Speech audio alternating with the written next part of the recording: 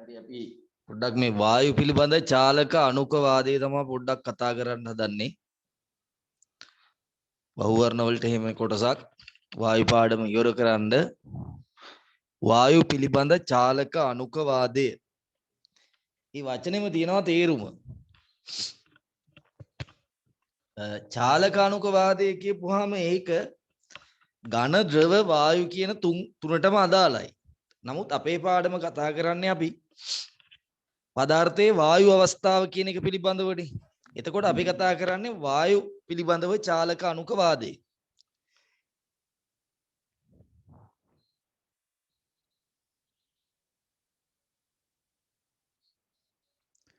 හරි මේක චාලක රසායනයටත් ඕඩ වෙනවා. ඒතර අපේ මාතෘකාව අද වායු පිළිබඳ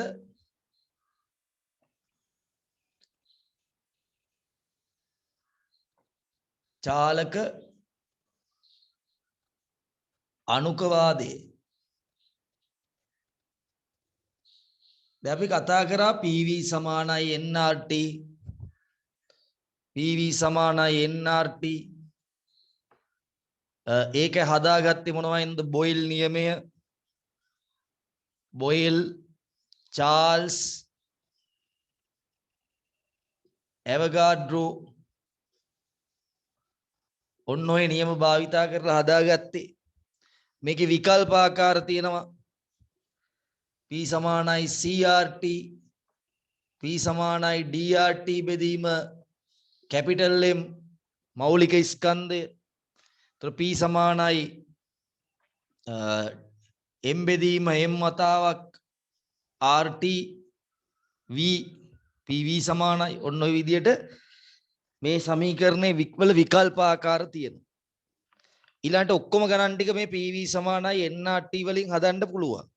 එතකොට මෙන්න මේ පාඩමේදී ඒ කියන්නේ මුල් කොටසේදී අපි කතා කරපු ඔය පීඩනය, උෂ්ණත්වය, පරිමාව ඒ වගේ දේවල් ගත්තාම ඒව ගත්තේ ඔක්කොටම.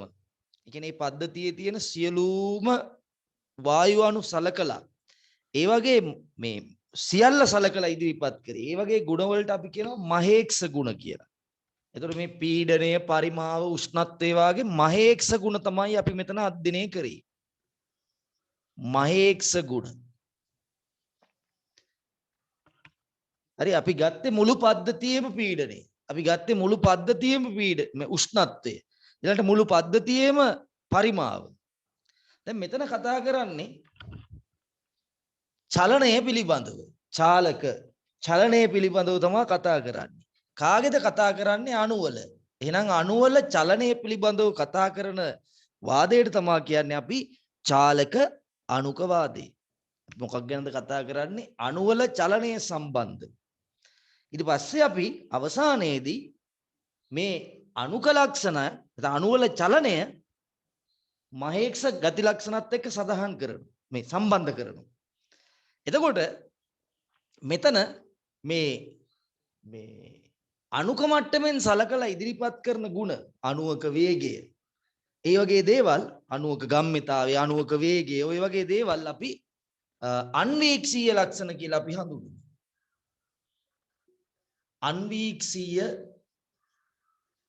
ලක්ෂණ. හරි අපි දන්නවා වායුවකට පීඩනයක් තියෙනවා. දැන් බැලුන් එකකට වාගේ වායුවක් දාලා තිබ්බොත් එහෙම ඒ වායුව හැම බිත්තියක් මතම එක වගේ පීඩනයක් ඇති කරනවා. ඒක ඔප්පු කරලා පෙන්නන්න පුළුවන්. මෙන්න මේ වගේ U නලයක් අරගෙන සමාන මට්ටමට වතුර පුරවනවා. කටපාඩම් කරන්න එපා. දැන් ඔයාලා કોઈ කටපාඩම් කරන එකේ මිදෙන්න තව අවුරුද්දයි විභාගෙට තියෙන්නේ. හරියටම අවුරුද්දකුත් නැති තරම්. එතකොට මෙන්න මේ වගේ U නලයක් අරගෙන මෙන්න මේ වගේ සමාන මට්ටමට ජලය පුරවනවා. බැලුන් එකක් පුම්බලා ගෙනල්ලා මේ පැත්තට ගහනවා. මේ පැත්ත කොහොම තියලා මේ පැත්තකට බැලුන් එක සම්බන්ධ කරනවා. දැන් මොකද වෙන්නේ? දැන් මෙතන මොකද වෙන්නේ? මේ බැලූන් එක ගහපුවාම මේ පැත්තේ ද්‍රව කඳ පල්ලෙහාට ගිහිල්ලා මේ පැත්තේ ද්‍රව කඳ උඩට යනවා. තිබ්බට වඩා උඩට යෑමක් සිද්ධ වෙනවා. මේක තිබ්බට වඩා පල්ලෙහාට යෑමක් සිද්ධ වෙනවා. මේක පල්ලෙහාට ගිහිල්ලා එහා සමාන මට්ටමක් උඩට යනවා මේක. එතකොට මෙතන මොකද වුනේ? මෙතන මොකද වුනේ? මේ උඩට ගියේ ඇයි? මෙතන වායුව විසින් මෙතන තෙරපුමක් ඇති කරනවා. ඒ තෙරපුම නැත්තම් පීඩනයක් ඇති කරනවා. ඒ පීඩනය නිසා මේ ද්‍රව කඳ ඉහළට විසුණා. ඒතර මේ ඉහළට එසවූ ද්‍රව කඳේ පීඩනය මේ වායුව ඇති කරන පීඩනයට සමානයි. ඒතර කොහොමද වායුව පීඩනයක් ඇති කරේ? කොහොමද වායුව පීඩනයක් ඇති කරේ කියලා ඇහුවොත් එහෙම. පීඩනය ඇති කරේ කොහොමද? වායුව පීඩනය ඇති කරේ කොහොමද? මේ වායු අංශු එකම විදියට ඉන්නේ නැහැ. මේවා එහෙ මෙහෙ යනවා. මේ වායු අංශු එහෙ මෙහෙ යනවා. මේ යනකොට මේ වායු අංශු බිත්තිවල වදිනවා. අංශු අතර ගැටුම් සිද්ධ කරගන්නවා. වායු අංශු භාජනයේ බිත්තියත් එක්ක ගැටෙනවා. භාජන බිත්තියත් එක්ක ගැටෙනවා. වායු අංශු අතර ගැටුම් සිද්ධ වෙනවා. මේ වායු අංශුව බිත්තියේ ගැටෙනකොට නිව්ටන්ගේ දෙවනි නියමයට අනුව ගම්මිතාවයේ වෙනස් වෙලා බලයක් ඇති වෙනවා. හරි. අනිවාර්යෙන් බිත්තිය වදිනකොට ගම්මිතාවයේ වෙනස් වෙනවා. ගම්මිතාවයේ වෙනස් වෙලා බිත්තිය මත බලයක් ඇති වෙනවා. ඒතර හැම දිශාවටම බලයක්. එතකොට බලය පීඩනය කියන්නේත් බලයක්මනේ. මොකද පීඩනය කියන්නේ මොකද්ද? පීඩනය කියන්නේ බලය බෙදීම හරස්කඩ වර්ගඵලය.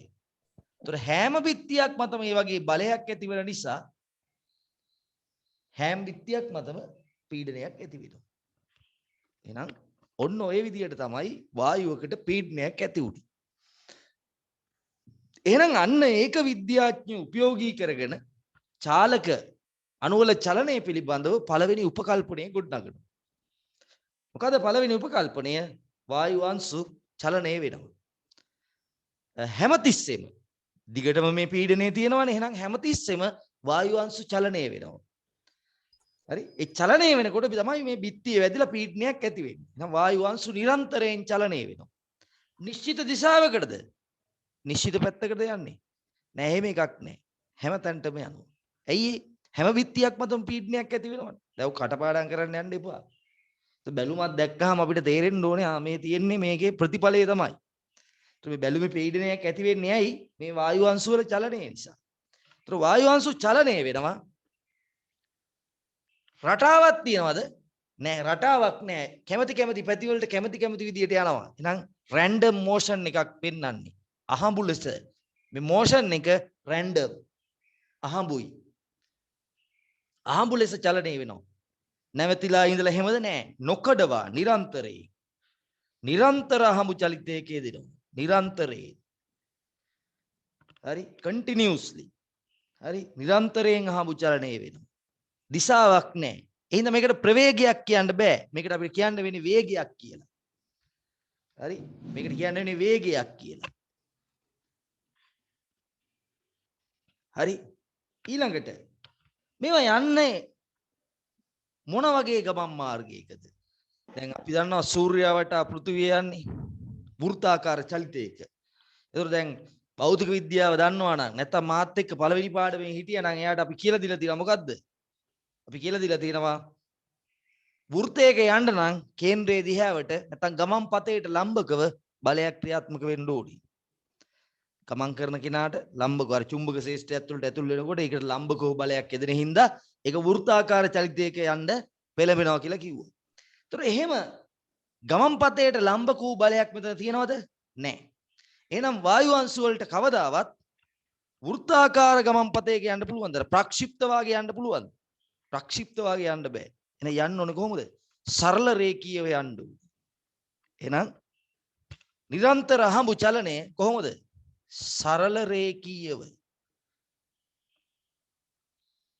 එහෙනම් පළවෙනි කාරණේ කෙටියෙන් කියනවා නම් අහඹු චලිතය පළවෙනි උපකල්පනය එතකොට අහඹු චලිතය කොහොමද නොකඩවා විවිධ දිශාවලට අහඹු ලෙස සරල රේඛීය මාර්ගයන් ඔස්සේ චලනය වෙනවා. ඒ චලනය වෙනකොට අංශු අතර ගැටුම් ඇති වෙනවා. අංශු සහ බිත්ති අතර ගැටුම් සිද්ධ වෙනවා කියලා එයාලා හොයාගත්තා. ඒතර පීඩණය නිසා තමයි මේ තර්කයේ ගුණ නැගුවේ. හැම දිශාවටම යොදන පීඩණය කොහොමද ඇති වෙන්නේ කියන එක තමයි මේකෙන් පැහැදිලි කරන්නේ.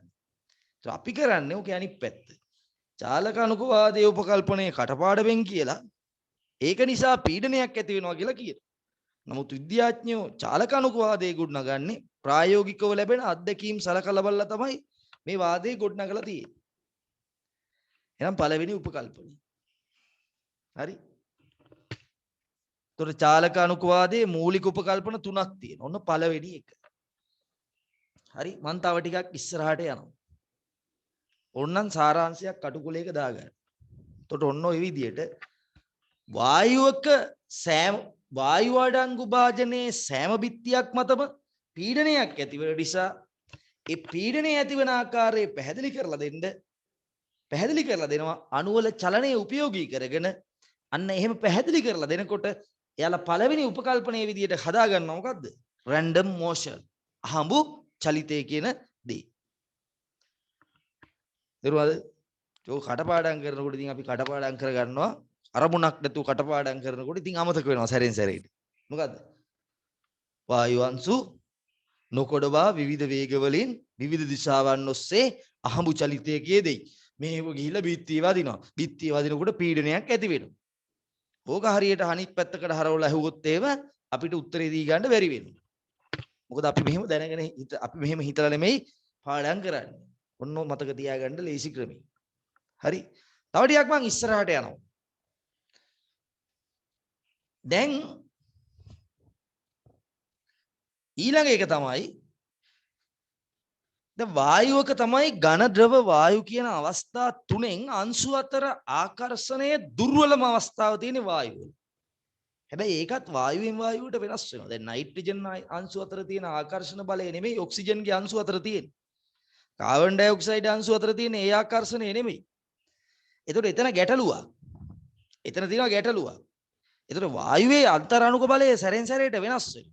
එහෙම කතා කරන්න ගියොත් වායුවට චාලක අනුකවාද ගොඩනගන්න සිද්ධ වෙනවා. ඒ නිසා යාලා පොදු තර්කයක් ගෙනාවා ඝන ද්‍රව වලට සාපේක්ෂව අන්තරාණුක බලන නැති මේ අඩු නිසා අපි සලකමු ඉස්රෝම මේ අන්තරාණුක බලය ශූන්‍යයකට ගියමු. එතන ඉඳන් තර්ක කරමු. එතකොට යාලා යෝජනාවක් කරනවා වායු අංශු අතර ආකර්ෂණ හෝ විකර්ෂණ බල නැහැ. මේ ගැටුමකට කිට්ටු වෙනකොට ඇර. එතකොට ස්කන්ධ නිසා ආකර්ෂණයක් ඇති වෙනවනේ. ගැටුමකට කිට්ටු වෙනකොට ඇර අංශු අතර ආකර්ෂණයක් හෝ විකර්ෂණයක් නැහැ. ඔන්න ඔය විදියට අංශු අතර ආකර්ෂණ විකර්ෂණ නැත්තම් අංශු ලක්ෂීය ස්කන්ධ විදියට හැසිරෙනවා නම් අන්න ඒ වගේ වායුන් විශේෂ නමකින් හැඳින්වුවා. මොකද ඇත්තටම තියෙන වායු අතර ආකර්ෂණ බල තියෙනවනේ. එළියේ දින්න නයිට්‍රජන් අංශු අතර ආකර්ෂණ බල තියෙනවනේ. ඔක්සිජන් අංශු අතර ආකර්ෂණ බල තියෙනවනේ. ඉතින් ඇත්තටම තියෙන ඒ වගේ ආකර්ෂණ බල තියෙනවනේ. ඉතින් දැන් මේ අපි හිතනවනේ ලේසියට එහෙම නැතුව එහෙම නැති වුණා නම් අපිට තර්ක කරන්න ලේසියිනේ. අන්න ඒ නිසා ඒ වගේ වායුන් වලට විශේෂ නමක් දෙනවා පරිපූර්ණ වායු. පරිපූර්ණ වායු. එහෙනම් දෙවෙනියට යාලා කියනවා අංශු අතර ආකර්ෂණ හෝ විකර්ෂණ බල නැහැ. ඒ කියන්නේ වායු අංශු ගැටුමකට ලං වෙනකොට ඇර ඒව අතර ආකර්ෂණයක්වත් විකර්ෂණයක්වත් ක්‍රියාත්මක වෙන්නේ නැහැ. හරි.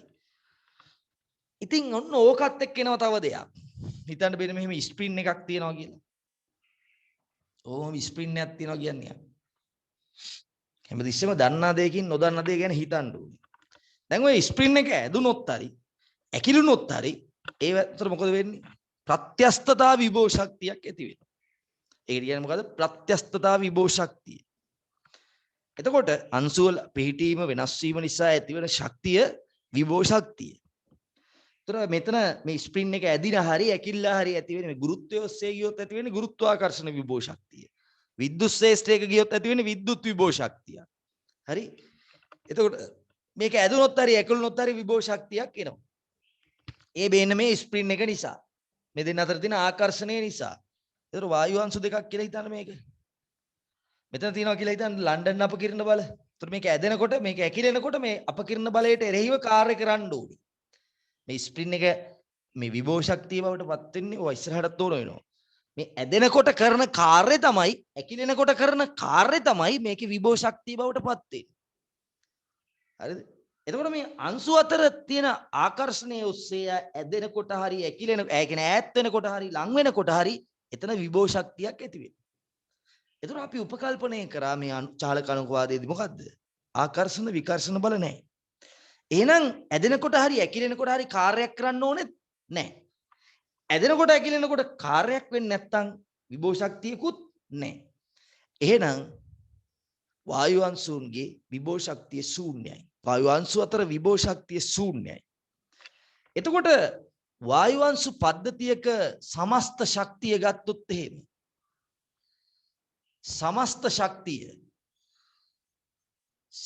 ශක්තිය චාලක ශක්තිය ඒ කියන්නේ කැරකීම උත්තරණ චලිතයේ තමාංශුවට මේ දැන් ජලාණුවක් ගන්න. එයා මේ තමන්ගේ අක්ෂේ වටා භ්‍රමණය වීමට අපි කියන්නේ වෘත්ත චලිතයේ ඒත් එතන මේක ගමන් කරන්නේ සරල රේඛීය. හරි. එතකොට විභව ශක්තිය. දැන් විභව ශක්තිය ශූන්‍ය නිසා සමස්ත ශක්තිය කියලා කියන්නේ චාලක ශක්තියම තමයි. ඒක ඇතුළෙන්ම එන්නේ. හරි. එතකොට චාලක අනුකවාදයේ කියනවා උෂ්ණත්වය කියලා කියන්නේ නිරපේක්ෂ උෂ්ණත්වය කියලා කියන්නේ ඔය කෙල්ලින් වලින් ඉදිරිපත් කරන උෂ්ණත්වය කියලා කියන්නේ අංශුන්ගේ මධ්‍යන්න චාලක ශක්තිය පිළිබඳ බිනුමක්. අංශුන්ගේ මධ්‍යන්න චාලක ශක්තිය පිළිබඳ මිනුමක්. මේ එකිනෙකට බද්ධ වෙලා තියෙන හැටි මම මේ පෙන්නන්නේ. හරි. එතකොට අංශු අතර ආකර්ෂණ හෝ විකර්ෂණ බල නැත්තම් මොකද වෙන්නේ? චාලක ශක්තිය සම්පූර්ණයෙන් සමස්ත ශක්තියට සමාන වෙනවා. එතකොට චාලක ශක්තිය සම්පූර්ණයෙන් හදාපවතින්නේ මොනවා මතද? උෂ්ණත්වයේ මත. එහෙනම් වායු අංශු පද්ධතියේ සමස්ත ශක්තියත් හදාපවතින්නේ මොනවා මතද? උෂ්ණත්වයේ මත. ඒ නිසා යාලා තර්කයක් ගේනවා මේ එතකොට මේ දෙකේ ඇතුලේ තමයි ඒක තියෙන්නේ. එතකොට වායුන්ගේ පරිපූර්ණ වායුවක මධ්‍යන්න චාලක ශක්තිය උෂ්ණත්වයට අනුලෝමව සමානුපාතිකයි. මොකද එතන තියෙන්නේ චාලක ශක්තියක් විතරයි විභව ශක්තියක් නැහැ. හරි. එහෙනම් ඊළඟට මේ දෙවෙනි එක ඇසුරෙන් ගන්න දේ. දෙවෙනි එක ඇසුරෙන් මොකද්ද? අන්තරණුක ආකර්ෂණ බල නැහැ කියන එක ඇසුරෙන් එයාලට ගන්න පුළුවන් මොකද්ද? අණු මාත්‍රිකා දෙකක් නැත්නම් අණු උපකල්පන දෙකක් හදා ගන්න පුළුවන්. චාලක ශක්තියක් පමණයි තියෙන්නේ. පමණයි සමස්ත ශක්තිය කියන්නේ චාලක ශක්තිය. ඒක උෂ්ණත්වයට අනුලෝමව සමානුපාතිකයි මේ ශක්තිය. ඒතර පද්ධතියේ මුළු ශක්තිය උෂ්ණත්වයම තමයි තීරණය වෙන්නේ. රයිට්. ඔන්න ඔය කාරණාවලට යන්න පුළුවන්. ඊළඟට වායු අංශු තනි ස්කන්ධ විදියට තියෙන්නේ. එතකොට මේ අංශු වල පරිමාව නොසලකා හරින්න පුළුවන්. ඇත්තට මේක කරන්නේ මෙහෙමයි. මේ භාජනයත් එක්ක සලකනකොට අංශු වල පරිමාව ඉතා කුඩා නිසා අංශුවේ පරිමාව නොසලකා හරින්න පුළුවන්. ඒකට ගණිතේ නම් කියන්නේ ලක්ෂීය ස්කන්ධ. ලක්ෂයක් කියලා කියන්නේ ලක්ෂීය. ලක්ෂයක් කියලා කියන්නේ ස්කන්ධයක් තියෙන පරිමාවක් රහිත අංශුවක් කියන එකයි ඒකේ අර්ථය. නමුත් එහෙම ඒවා කල්පිතයිනේ. එතකොට ඇත්ත කතාව මෙතනදී වෙන්නේ මේ වායු අංශුන්ගේ මේ පරිමාව මේ භාජනයේ පරිමාවත් එක්ක බලනකොට තමයි නොසලකා හරින්න පුළුවන්. මම එක් ගන්නවා හතරවෙනි උපකල්පනයේ විදියට. අංශු ලක්ෂීය ස්කන්ධ වේ නැත්නම් අංශු වල පරිමාව භාජනයේ පරිමාවත් එක්ක බලලා නොසලකා හරින්න පුළුවන්. හරි. අංශු අතර ආකර්ෂණ හෝ විකර්ෂණ නැහැ. ඒ හින්දා එනවා අනුපකල්පන දෙකක්. හරි. කටපාඩම් කරන්නේ නැතුව බලන්න. කටපාඩම් කරොත් ආය අමතක වෙනවා. ඊළඟට වායු අංශු අතර ආකර්ෂණ හෝ විකර්ෂණ බල නැති හින්දා මේ අංශු ගැටෙනකොට චාලක ශක්ති හානියක් සිද්ධ වෙන්නේ නැහැ. එතකොට ගැටුම් චාලක ශක්ති හානියක් නැත්නම් ඒ ගැටුම පූර්ණ ප්‍රත්‍යස්ත ගැටුමක් කියලා අපි කියනවා. එහෙනම් තුන්වෙනි උපකල්පනය තමයි වායු අංශු අතරත් අංශු සහ භාජනයේ බිත්ති අතරත් ගැටුම් පූර්ණ ප්‍රත්‍යස්තයි. ඒ කියන්නේ චාලක ශක්ති හානියක් සිද්ධ වෙන්නේ නැහැ. right?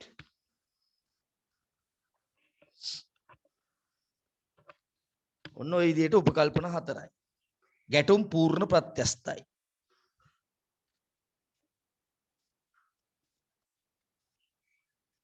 දැන් හිතන්න මෙන්න මේ වගේ දල සැලැස්මක් ගහ ගන්න මම යන එකේ මම අහනවා අනිවාර්යයෙන්ම වැඩියෙන්ම පන්තියෙන් නැති උන්ගෙන් තමයි අහන්නේ. ඉන්නවනේ 4-5 දෙනෙක් එන්නෙම නැති අවාරට එනේ උන්ගෙන් තමයි අහන්නේ. මෙන්න මේ වගේ අපි මේකක් ගමු. මේකේ දිග පළල x කියලා ගමු. මහ ලොකු දේවල් නෙමෙයි මේවා. දිග පළල උස x කියලා ගමු.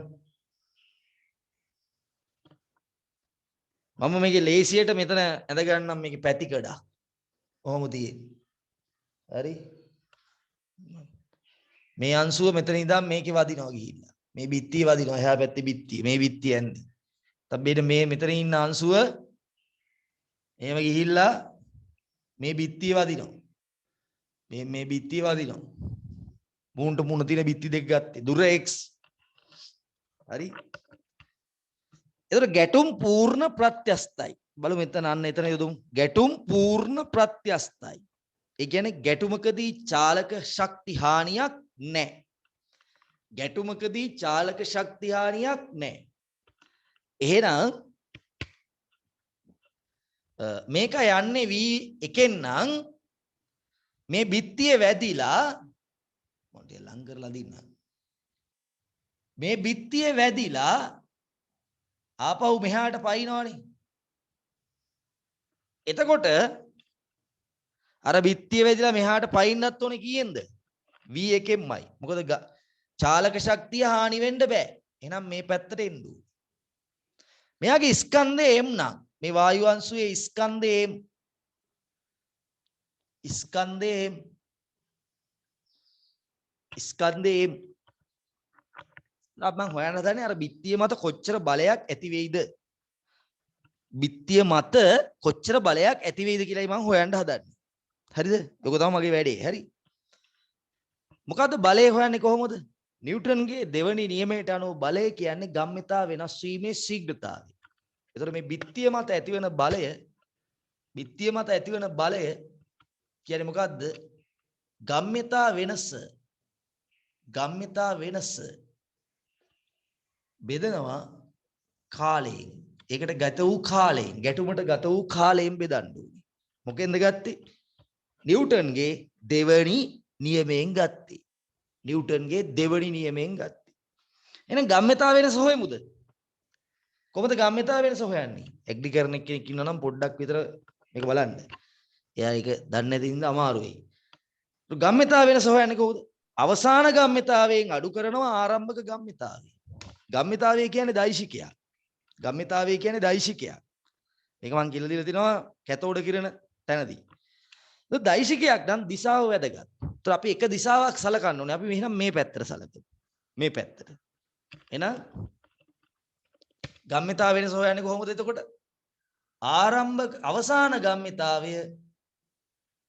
අවසාන ගම්මිතාවයෙන් අඩු කරනවා ආරම්භක ගම්මිතාවය.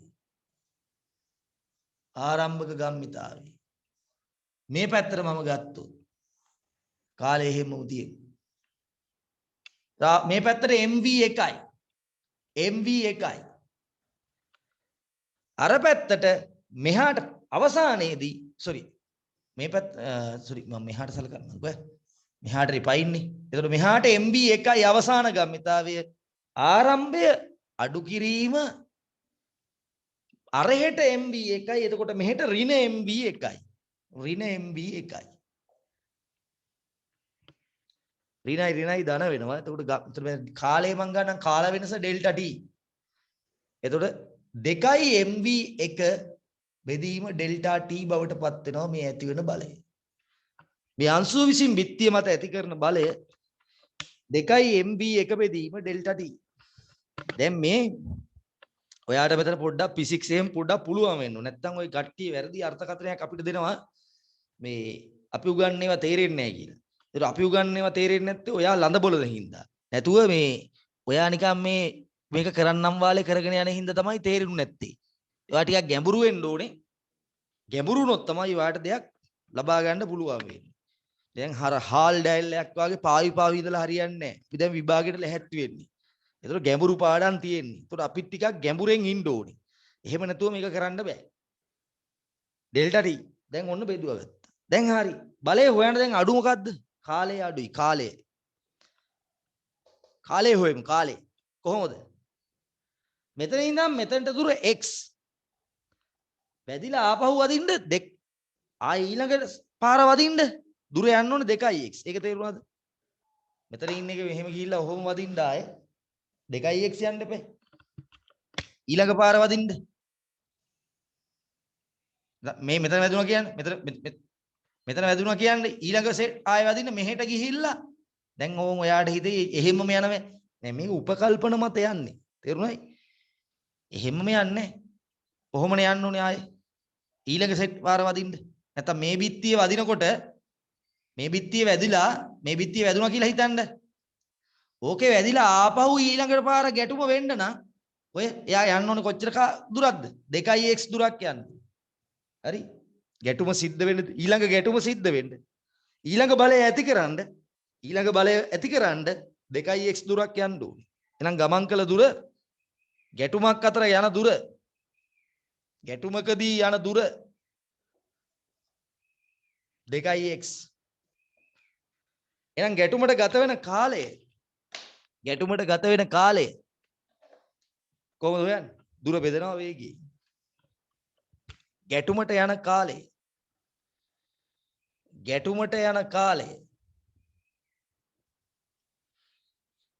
right ගැටුමට යන කාලය කීයද? ගැටුමට යන කාලය 2x බෙදීම v1යි.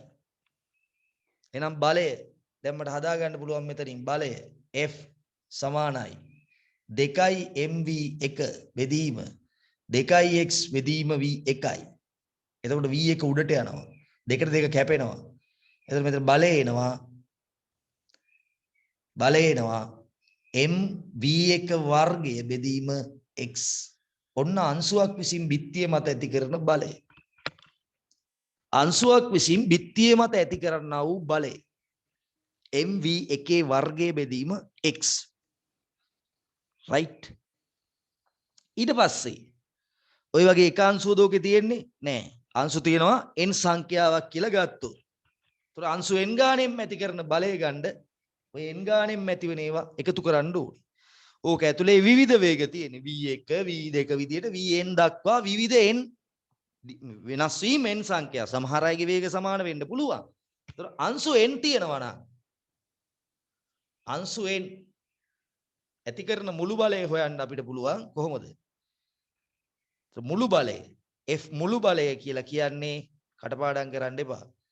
mv1 වර්ගය බෙදීම x mv2 වර්ගය බෙදීම x mv3 වර්ගය බෙදීම x ආදී විදියට එකතු කරගෙන යන්න පුළුවන්.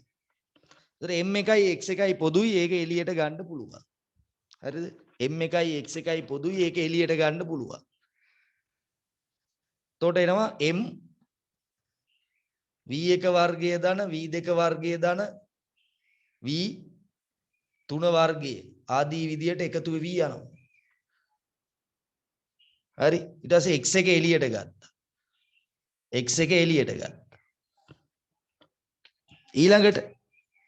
ඊළඟට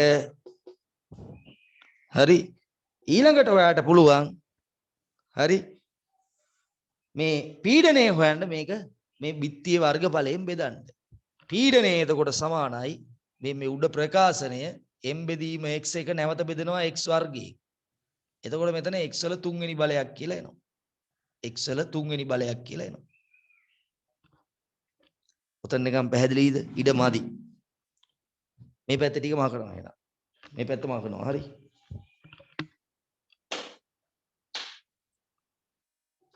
අහගෙන ඉන්න ඕනේ ඉතින්. නැතුව තේරෙන්නේ නැති වෙයි ඈ. පිළිවෙලක් ඕනේ නැහැ. හිතුවනම් හරි. දැන් මොකක්ද දෙන්නේ? m බෙදීම x එනවා.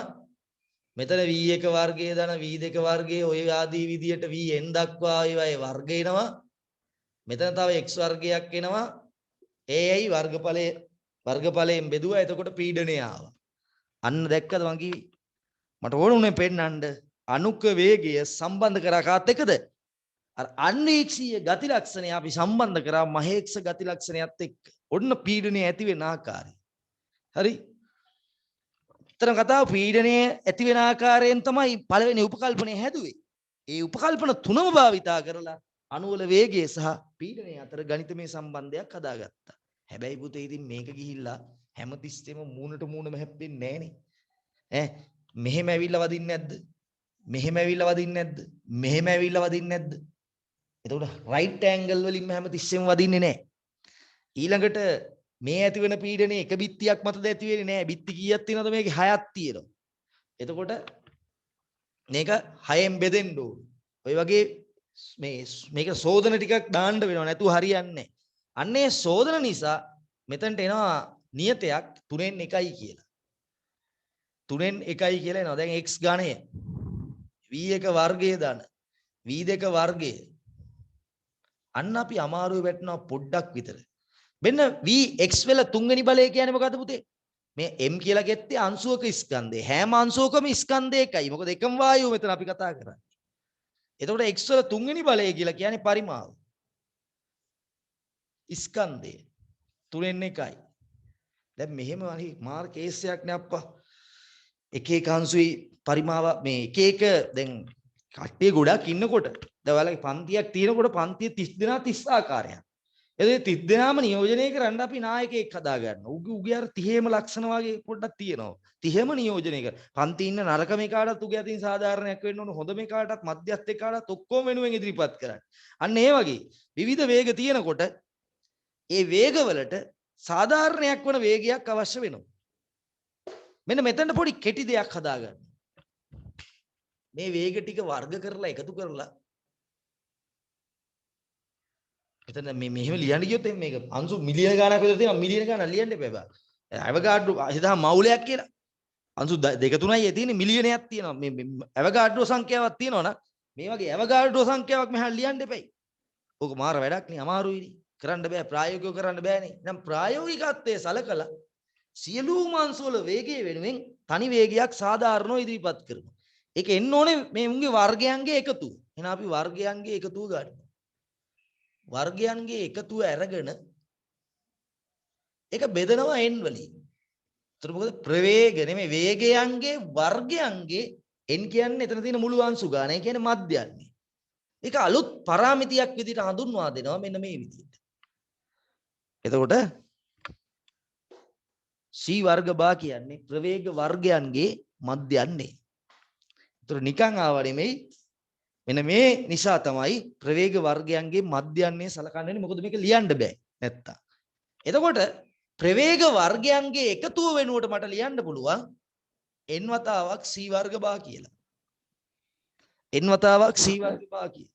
එහෙනම් මම මෙන්න මෙතනට ගෙනලා දානවා n වතාවක් c වර්ග බා. එතකොට පීඩනය. දැන් මම මේක නැවත සකස් කරලා ලියනවා pv සමානයි 3න් 1යි mn c වර්ග බා.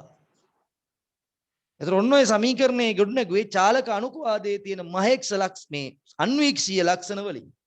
එතකොට ඔන්න ඔය සමීකරණයට අපි කියනවා චාලක අණුකවාදයේ සමීකරණය. ඒක කාට හරි ප්‍රශ්නයක් වෙලා තිබ්බනම් ඉගෙනගෙන තිබ්බනම් මේ වෙනකොට ඇයි මේ වගේ එකක් අර්ථකථනය කරන්න උනේ? අන්න මේ ප්‍රවේග වර්ගයන්ගේ එකතුව නියෝජනය කරන්න තනි රාශියක් ඕන වෙනවා. ආන්ගේ තනි රාශිය චාලක ශක්තිය හදා ගන්න තනි රාශියක් ඕන. චාලක ශක්තියන්ගේ එකතුව ගන්න ගියත් ඔය ගැටලු වෙනවනේ. ප්‍රවේග වර්ගයේ එන්නේ. අන්න ඒ නිසා ප්‍රවේග වර්ග කරලා මධ්‍යන්නේ ගන්නවා. හොඳට මතක තියාගන්න මේ තියෙන්නේ මධ්‍යන්න වේගී වර්ගය නෙමෙයි ප්‍රවේග වර්ගයන්ගේ මධ්‍යන්නේ. අන්න ඒක තමයි C වර්ග බා කියලා අපි කියන්නේ. උන් කොහොමද වැඩි?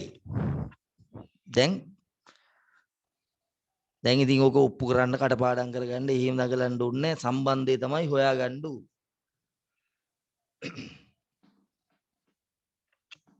දැන් බලන්න කොච්චරක් දේවල් අල්ලගන්න පුළුවන් වුණාද කියලා. තේරුණාද අර තුනෙන් එක ආපු හැටි? මොකද බිත්ති හයක් තියෙනවා. ඊළඟට හැම එකම වදින්නේ මූණට මූණම නෙමෙයි. එතකොට ඇන්ගල් එකකින් වදිනකොට ගම්මිතාවේ හරියටම ඒ ගානම ගන්න බෑ. මොකද බිත්තිය දිශාවට ගන්න ගියොත් එහෙම ලම්බකව බිත්තිය මත ලම්බකව ඇති වෙන බලයනේ හොයන්න ඕනේ. හරි. සමාන්තරව ඇති වෙන බලය වැඩක් නැහැනේ. ඒ නිසා තමයි ආකාර 6 මේ 3න් එක කියන නියතය ඇවිල්ලා තියෙන්නේ. හරි.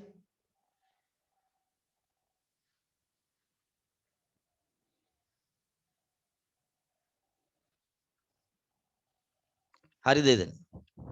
බාණ්ඩ එකින් එක ගොනු කර ගන්න නැවත.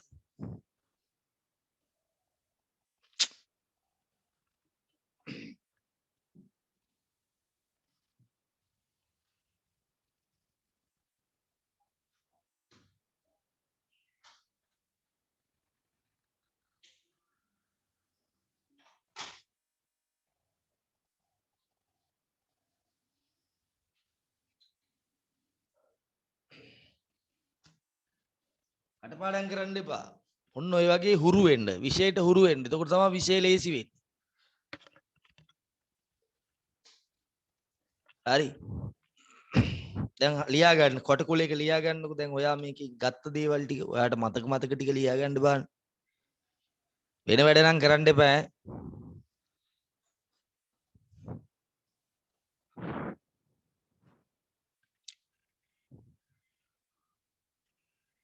මතක ටික ලියා ගන්න.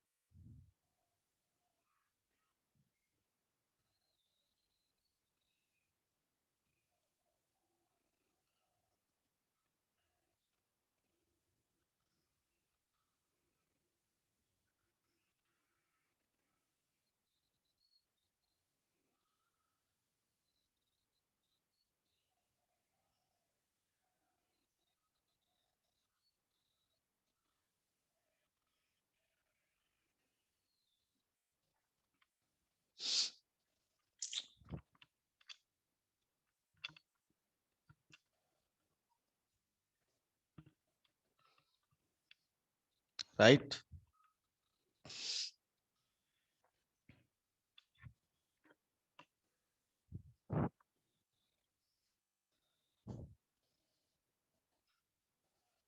ඔප්පු කරන්න නෑ ඔයාලගේ සිලබස් එකේ මට පෙන්ලා දෙන්න ඕන උනේ. එතකොට මේ පීඩ PV සමානයි 3න් එකයි MNC වර්ගබා කියන එක නිකන් ආව නෙමෙයි. අංශුන්ගේ චලනය නිසා තමයි පීඩනයක් ඇති වෙන්නේ. ඒ පීඩනය ඇති වෙන ආකාරය පැහැදිලි කරලා දෙන්න කියපුවාම තමයි ඔය සමීකරණයට එන්නේ. එතනදී තමයි ඔය C වර්ග බා කියන එක අවශ්‍ය වෙන්නේ. මොකද අපිට V1 V2 විදියට ලියන්න බෑ. මේ පද්ධතියේ වායු අංශු විශාල ප්‍රමාණයක් ඉන්නවා. එතකොට අපි කරන්නේ ප්‍රවේග වර්ගයන්ගේ මධ්‍යන්නේ ගන්නවා. අරගෙන ඒක n වලින් ගුණ කරනවා. එතකොට අර V1 වර්ගයේ V2 වර්ගයේ එකතුවට සමානයි. ඒතර මේ පදේ ගෙනල්ලා එතනට ආදේශ කර ගන්නවා. ඒ කියන්නේ ප්‍රවේග වර්ගයන්ගේ වර්ගයන් නියෝජනය කරනවා කාගෙන්ද? ඒකේ මධ්‍යන්නේ ඇසුරේ. අන්න ඒ නිසා තමයි එතන හඳුන්වා දීලා තියෙන රාශියක් මොකද්ද? රාශියක් හඳුන්වා දීලා තියෙනවා වර්ග මධ්‍යන්න වේගය ප්‍රවේගය නෙමෙයි ඈ. ඇයි මේ ප්‍රවේගය කියන්න බැරි? ඒ හැම එකම හැම නිශ්චිත දිශාවකට යනනේ විවිධ දිශාවලට යන්නේ. එතකොට ඔකට ප්‍රවේගයක් කියන්න බෑ. ඒකට අපි කියන්න ඕනේ වේගයක් කියලා. හරි? වේගය.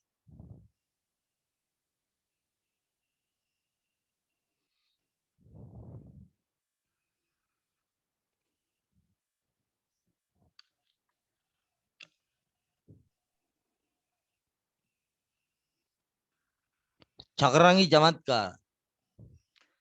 ඉස්සරෝම ඉන්නේ චකරාංගි චමත්කාර. මයික් එක ඔන් කරන්න බලන්න. ආ. දැන් බලන්න ඔයා මොකද්ද සාරාංශ කරගත්ත ටික කියන්න බලන්න ඔයාට දැනෙච්ච ටික දුකොට හිතන්න එපා. ඔයාට දැනෙච්ච ටික ඔයා ගත්ත ටික කීවනම් ඇති. දැන් මම ඔයා කොලේක ලියාගත්ත ටික මොකද්ද? නින්ද ගිහිලාද හිටියේ? මුල ටිකේ නම් හිටියේ නෑ සර්. ඔය ඒකනේ ඉතින් කියන්නේ. ඔය ටිකේ ඉඳලා නැහැ. හොඳම හරියේ ඉඳලා නැහැ. චමෝදි සඳමිනි. චමෝදි සඳමිනි.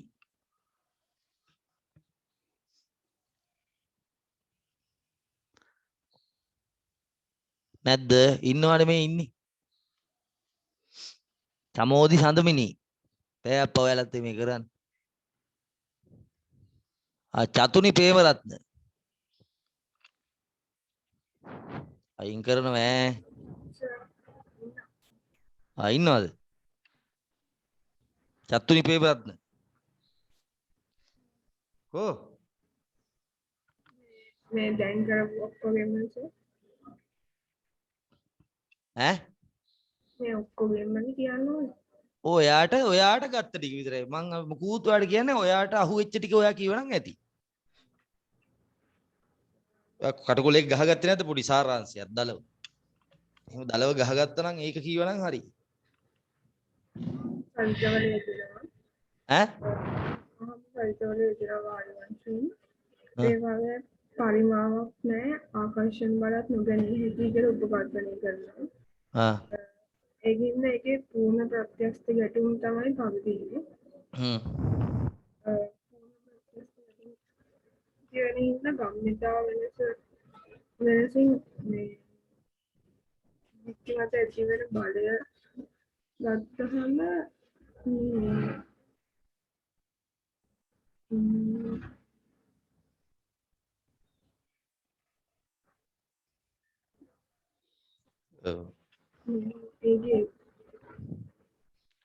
ඒ කියන්නේ ඔය සමීකරණේ පාඩම් කරන්න උත්සාහ කරන්න එපා. සමීකරණේ මේක ගත්ත හැටි පොඩ්ඩක් බලන්න. ඒක ඔප්පු කරන්න දෙන්නේ නැහැ. නමුත් ඉතින් ඒ ලෙවල් විදියට අපි පොඩ්ඩක් දැනන් ඉන්න එක හොඳයි. හරි.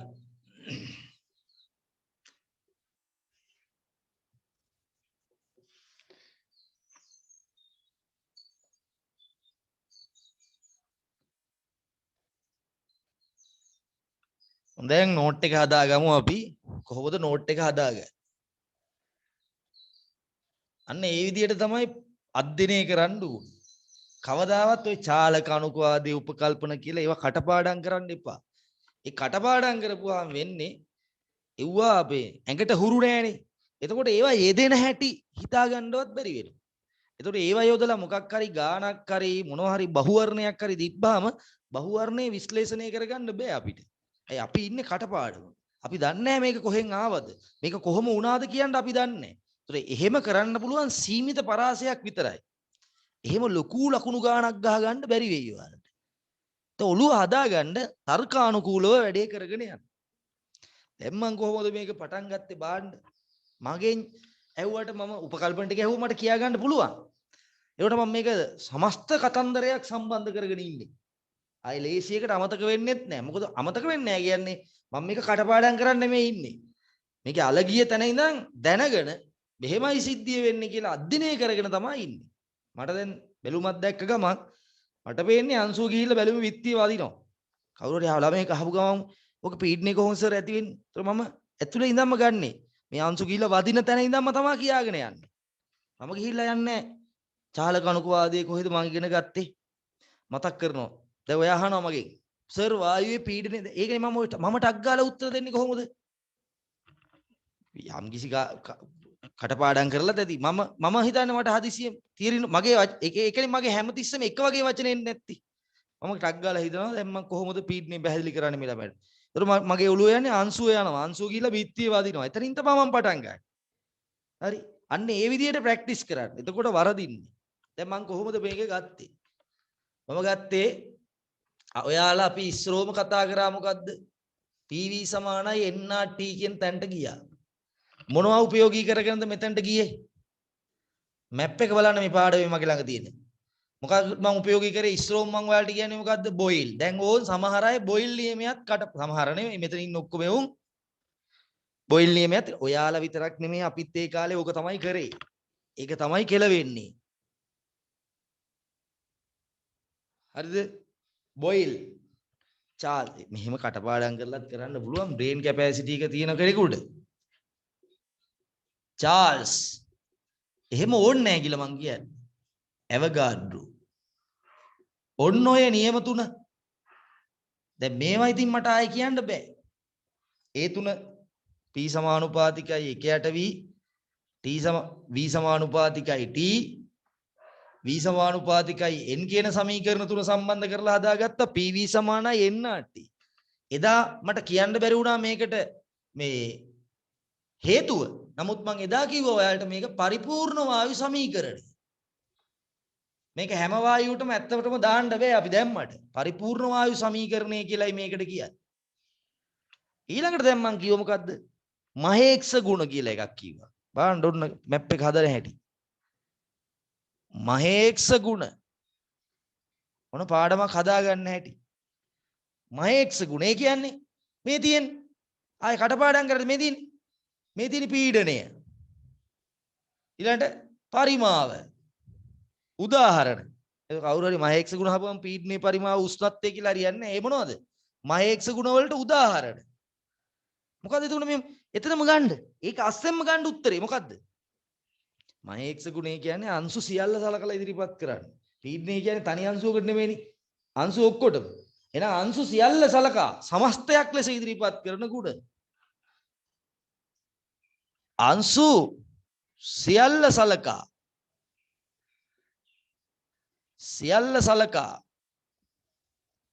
සමස්තයක් ලෙස ඉදිරිපත් කරන ගුණ. සමස්තයක් ලෙස ඉදිරිපත් කරන ගුණ. මේක දැන් කටපාඩම් නම් කරන්න එපා. කරන ගුණ. ඊට පස්සේ ඉතින් අපි කරේ PV සමානයි nRT දාලා ගණන් හැදුවා. කරාම දාලා කරාමි කරකනවා පීඩන සමාන උච්චරණේ තිබ්බේ. ඇතුලේ ප්‍රතික්‍රියාවක් වෙනවා. ඒකට ත්‍රිවිධ සමීකරණයක් ලියා ගන්නවා. ඊට පස්සේ අපි ගත්ත නියත පීඩන නියත පරිමායර්ථයේ නියත උෂ්ණත්වයර්ථයේදී මොකද මෞල ගාන පරිමාවට සමානුපාතිකයි. එහෙනම් ස්තොයිකියෝමිතික අනුපාතයේ පරිමාවට අනුපාතයට සමානයි. ඊට පස්සේ නියත පරිමාණීයත උෂ්ණත්වයේ නම් පීඩනයේ මෞල සංඛ්‍යාවට අනුලෝම සමානුපාතිකයි. එතකොට පීඩන අනුපාතය ස්තොයිකියෝමිතික අනුපාත සමානයි කියලා පොඩි සෙල්ලම් ටිකක් මේක ඇතුලේ අපි දැම්මා. ඊට තමයි ගණන් ටික හැදුවේ. ඊට පස්සේ මම අද ගෙනල්ලා එකක් වෙතට ගැහුවා. මොකද්ද? චාලක සමහර අය දන්නවා. චාලක අනුකවාදය. ඕක මීට කලින් ඉගෙන ගත්ත කෙනෙක් ඉන්නවනම් අම්ම සමහර අයට කීප දෙනෙකුට කරලා ඇත්තේ. එදා කරපු විදිහට නෙමෙයි අද කරේ. ඒ කියන්නේ මේ වෙනකොට ඔයා ඉන්න ඕන මට්ටමක් තියෙනවා. ටිකක් දරුණු තත්ත්වයක ඔයා ඉන්න ඕනේ. ඒතකොට මේ වෙනකොට ඔයා තේරුම් ගත යුතු ප්‍රමාණයක් තියෙනවා. එදාට වඩා මෝරලා ඉන්න ඕනේ.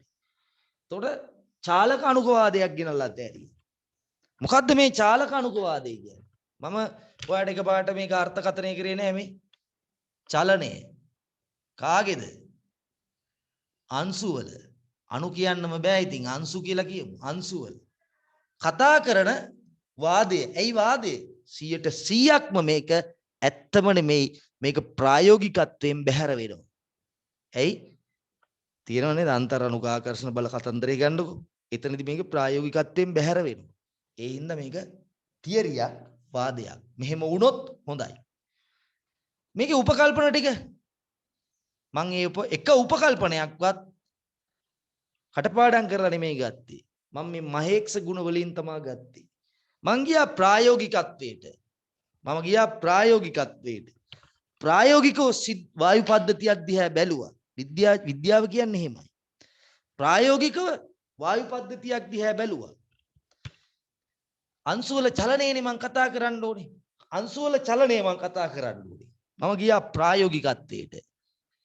ප්‍රායෝගිකත්වයට ගිහිල්ලා මම ඔයාලට පෙන්නුවා වායුවක පීඩනයක් ඇති වෙනවා කියලා. ඔයාලට අඩුතරමේ ඕකවත් හිතා ගන්න බැරි වුණා. ඇයි අපි මේ ප්‍රායෝගිකත්වයට හුරු නැහැ. අපි ඉන්නේ තනිකර මේ මොකක්ද ඒකට කියන්නේ? ප්‍රායෝගික ලෝකේ මිදිලා. ඒකනේ අපි කට්ටිය ඔක්කොම ගෝඨාභයට ඡන්දෙ දුන්නේ. හිතලුවේ තමයි ජීවත් වෙන්නේ. හිතලුවේ ජීවත් වෙන මිනිස්සු ප්‍රායෝගිකත්වයෙන් බොහෝ අපගමනය වෙලා ඉන්නේ. ඔන්න මං ගැහුවා මේකට ගෙනලා වතුර පිරෙව්වා. ඕකවත් ඔයාලා හිතුවේ නැහැ. ඒකටම තමයි මං කීවේ ඔයාලට මේක පෙන්නලා දෙන්න.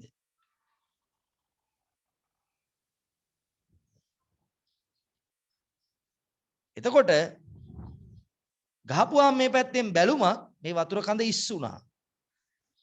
ඉස්සන එකෙන් මම පෙන්නුවා මේ පීඩනය ඇති වෙන හැටි. ඒතර වායුව පීඩනය ඇති කරනවා කියන එක සාධාරණ මම තර්ක කරලා පෙන්නුවා. ඒ පෙන්නපු දෙයින් මං ඔයාලව ඇතුළට ගෙනිච්චා. ඇතුළට බැස්සුවා. කොහොමද මේ පීඩනය? ඒතර මෙතන දැන් මට පෙන්නුවා මං ඔයාලට ප්‍රායෝගිකව පීඩනයක් ඇත කියලා. ඒ පීඩනය අරගෙන ගියා මං ඔයාලව ඇතුළට. ඇයි පීඩනය ඇති වෙන්නේ කියන එක මං ඔයාලට පැහැදිලි කරා. ඇයි පීඩනය ඇති වෙන්නේ? බිත්තිය වැදිලා. කතන්දරයක් වගේ. පොඩි කාලේ කතන්දර අහලා නැද්ද? පීඩනය ඇති වෙන විදිය පැහැදිලි කරා. කොහොමද? අංශු බිත්තියේ ගැටිලා. දැන් ඕක කටපාඩම් කරලා වැඩක් නැහැ නේ. අංශු බිත්තියේ වදිනවා. අංශු බිත්තියේ ගැටෙනවා. අංශු බිත්තියේ වදිනවා. වදිනකොට අන්න එතන මම පොඩි දෙයක් ගත්තා. මොකද නිව්ටන්ගේ දෙවෙනි නියමය. ෆිසික්ස් පොඩ්ඩක් ගෙනාවා. ෆිසික්ස් පොඩ්ඩක් ගෙනල්ලා ගත්තා. මොකද්ද? නිව්ටන්ගේ දෙවෙනි නියමයට අනුව. නිව්ටන්ගේ දෙවෙනි නියමය. මොකක්ද එයා කියන්නේ? නිව්ටන්ගේ දෙවෙනි නියමය කියන්නේ ගම්මිතාවයේ වෙනස් වන ශීඝ්‍රතාවය. ඒ කියන්නේ ගම්මිතාව වෙනස බෙදීම කාලය බලයට සමානයි. බලයක් ඇති වෙනවා කියන්නේ බලයම තමයි පීඩනයයි බලයයි අතර වෙනස මොකද්ද? ඒකක වර්ගඵලයකට බලය කියන එකනේ කියන්නේ වර්ගඵලයෙන් බෙදන්න ඕනේ. එහෙනම් ඉතින් අංශු බිත්තියේ ගැටීම නිසා තමයි මේක වෙන්නේ. හැම බිත්තියක් මතම එක වගේ පීඩනයක් ඇති වෙනවා. හැම බිත්තියක් මතම පීඩනයක් ඇති වෙනවා. වායු අංශු එක දිශාවකට යන්න බෑ. එහෙනම් විවිධ දිශාවලට යන්න ඕනේ. විවිධ දිශාවලට යන්න ඕනේ. හරි එක පැත්තකට යන්න බෑ. ඊට පස්සේ මම ගියා චුට්ටක් තව භෞතික විද්‍යාව පොඩ්ඩක් ගත්තා. අංශු වලට යන්න බෑ වෘත්තාකාර ගමන්පතේක. වෘත්තයේ කොහොම යන්න බෑ අංශු. අංශුව පිටින් අංශුව කැරකෙන එක නෙමෙයි කියන්නේ. අංශුවට වෘත්තයක යන්න බෑ. මොකද කේන්ද්‍රයේ දිහාවට බලයක් නැහැ.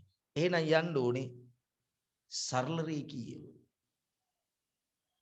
සරල රේඛීයව.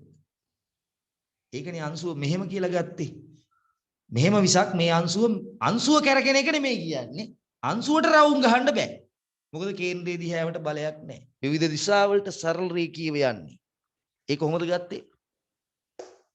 ඔය ඉස්සලා මිදෙන්න ඔය විභාගී කියන මානසිකත්වයෙන් සහ මේක මේ ඉගෙන ගන්න නෙමෙයි මේ අධ්‍යයනය කරන්න පටන් ගන්න. විවිධ පැති වලට යන්න. ඇයි මේ බිත්ති හැමතැනම පීඩනය ඇති කරන්නේ? හරි. එතකොට යන්න බෑ වෘත්තාකාරව. ඇයි? යන්න නම් කේන්ද්‍රයේ දිහාවට බලයක් ඕන. එහෙනම් යන්න බෑ. එහෙනම් විවිධ දිශාවලට සරල රේඛීයව යනවා. මේක කෙටියෙන් චාලක අනුකවාදයේ හඳුන්වනවා මොකක් කියලාද? අහඹු චලිතය. රැන්ඩම් මෝෂන් එක කියලා කියනවා. වායු අංශු විවිධ වේග එකම වේග නෙමෙයි තියෙන්නේ. ඒක හොයාගත්තේ ඕකෙන් නෙමෙයි. ඒක වෙනම පරීක්ෂණයකින් හොයාගත්තේ. එකම වේග නෙමෙයි තියෙන්නේ කියලා. ඒක මම සමහර කියලා දීලා තියෙනවා. අර මෙහෙම මේකක් තියලා අධ්‍යයනය කරලා බැලුවත් ඒක හොයාගන්න පුළුවන්. එතකොට විවිධ වේගවලින් විවිධ වේග ඊළඟට කන්ටිනියස්ලි නිතරම පීඩනය ඇති වෙනවනේ. එහෙනම් අඛණ්ඩ නිරන්තරයි සරල රේඛීයව චලනය වෙනවා. ඊළඟට තමයි ගැටලුව වායු අංශුන්ගේ ආකර්ෂණ බලය ගත්තාම එක එක වායුවෙන් දුර්වලයි. ඝනයකට ද්‍රවයකට සාපේක්ෂව නැති තරම්. හැබැයි වායුවෙන් වායුවට වෙනස් වෙනවා. ඒ නිසා වායුවෙන් වායුවට වෙනස් වෙන එක කතා කරන්න කලින් අර පොදු තැනකට ඇවිල්ලා කතා කරා නම් ලේසි. එහින්ද යාලා උපකල්පනයක් ගෙනාවා වායුමය අවස්ථාවේදී අංශු අතර ආකර්ෂණ හෝ විකර්ෂණ තියෙන්නේ නැහැ. මේ උපකල්පනය ආවේයි පහසුව උදෙසා ගත්තා මොඩල් එකක් හදාගන්න බෑ. අන්නේ මොඩල් එක කියන්නේ යමක් දැන් මෙන්න මේ වගේ තමයි වෙන්න ඕනි. රටක ව්‍යුහය අන්න මේ මොඩල් එකට තියෙන්න ඕනි. රටක නැත්නම් ඉස්කෝලේක ව්‍යුහය මෙන්න මෙහෙම තියෙන්න ඕනි. හැබැයි ඒකෙන් පිටපැනපුවා ඕන තරම් තියෙනවා. අන්න ඒ වගේ. එතකොට ආකර්ෂණ විකර්ෂණ නැහැ කියන මොඩල් එකට ගියා. ඒ ආකර්ෂණ විකර්ෂණ නැහැ කියන තර්කයට යෑමත් එක්කම සමස්ත ශක්තිය කියලා කියන්නේ චාලක ශක්තිය. මොකද විභව ශක්තිය ශූන්‍යයක් වෙනවා. විභව ශක්තිය ශූන්‍යයක් වෙනවා. විභව ශක්තිය ශූන්‍ය වෙනවා. ඇයි ඇදෙන්න ඇකිලෙන්න බෑ. එතකොට තියෙන්නේ චාලක ශක්තියක් විතරයි. චාලක ශක්තිය පමණයි.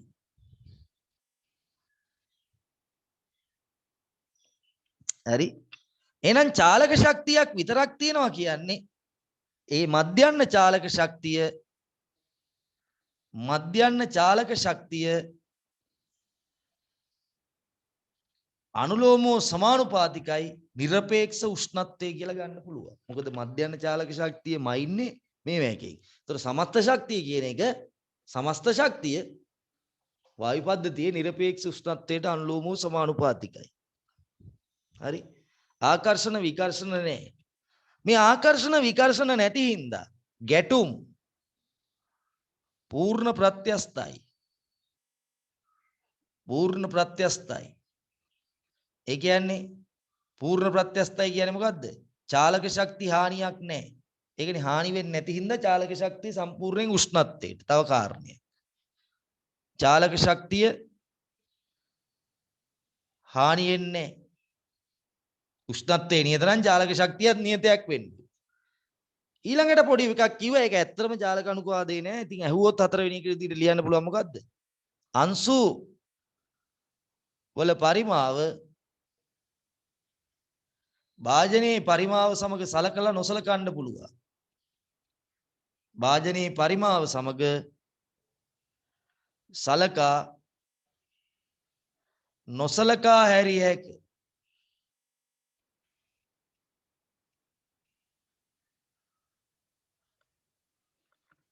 හරි. ඒ කියන්නේ මේක කෙටියෙන් කියනවා මිනිස්සු අංශු ලක්ෂීය ස්කන්ධ point mass අංශු ලක්ෂීය ස්කන්ධ.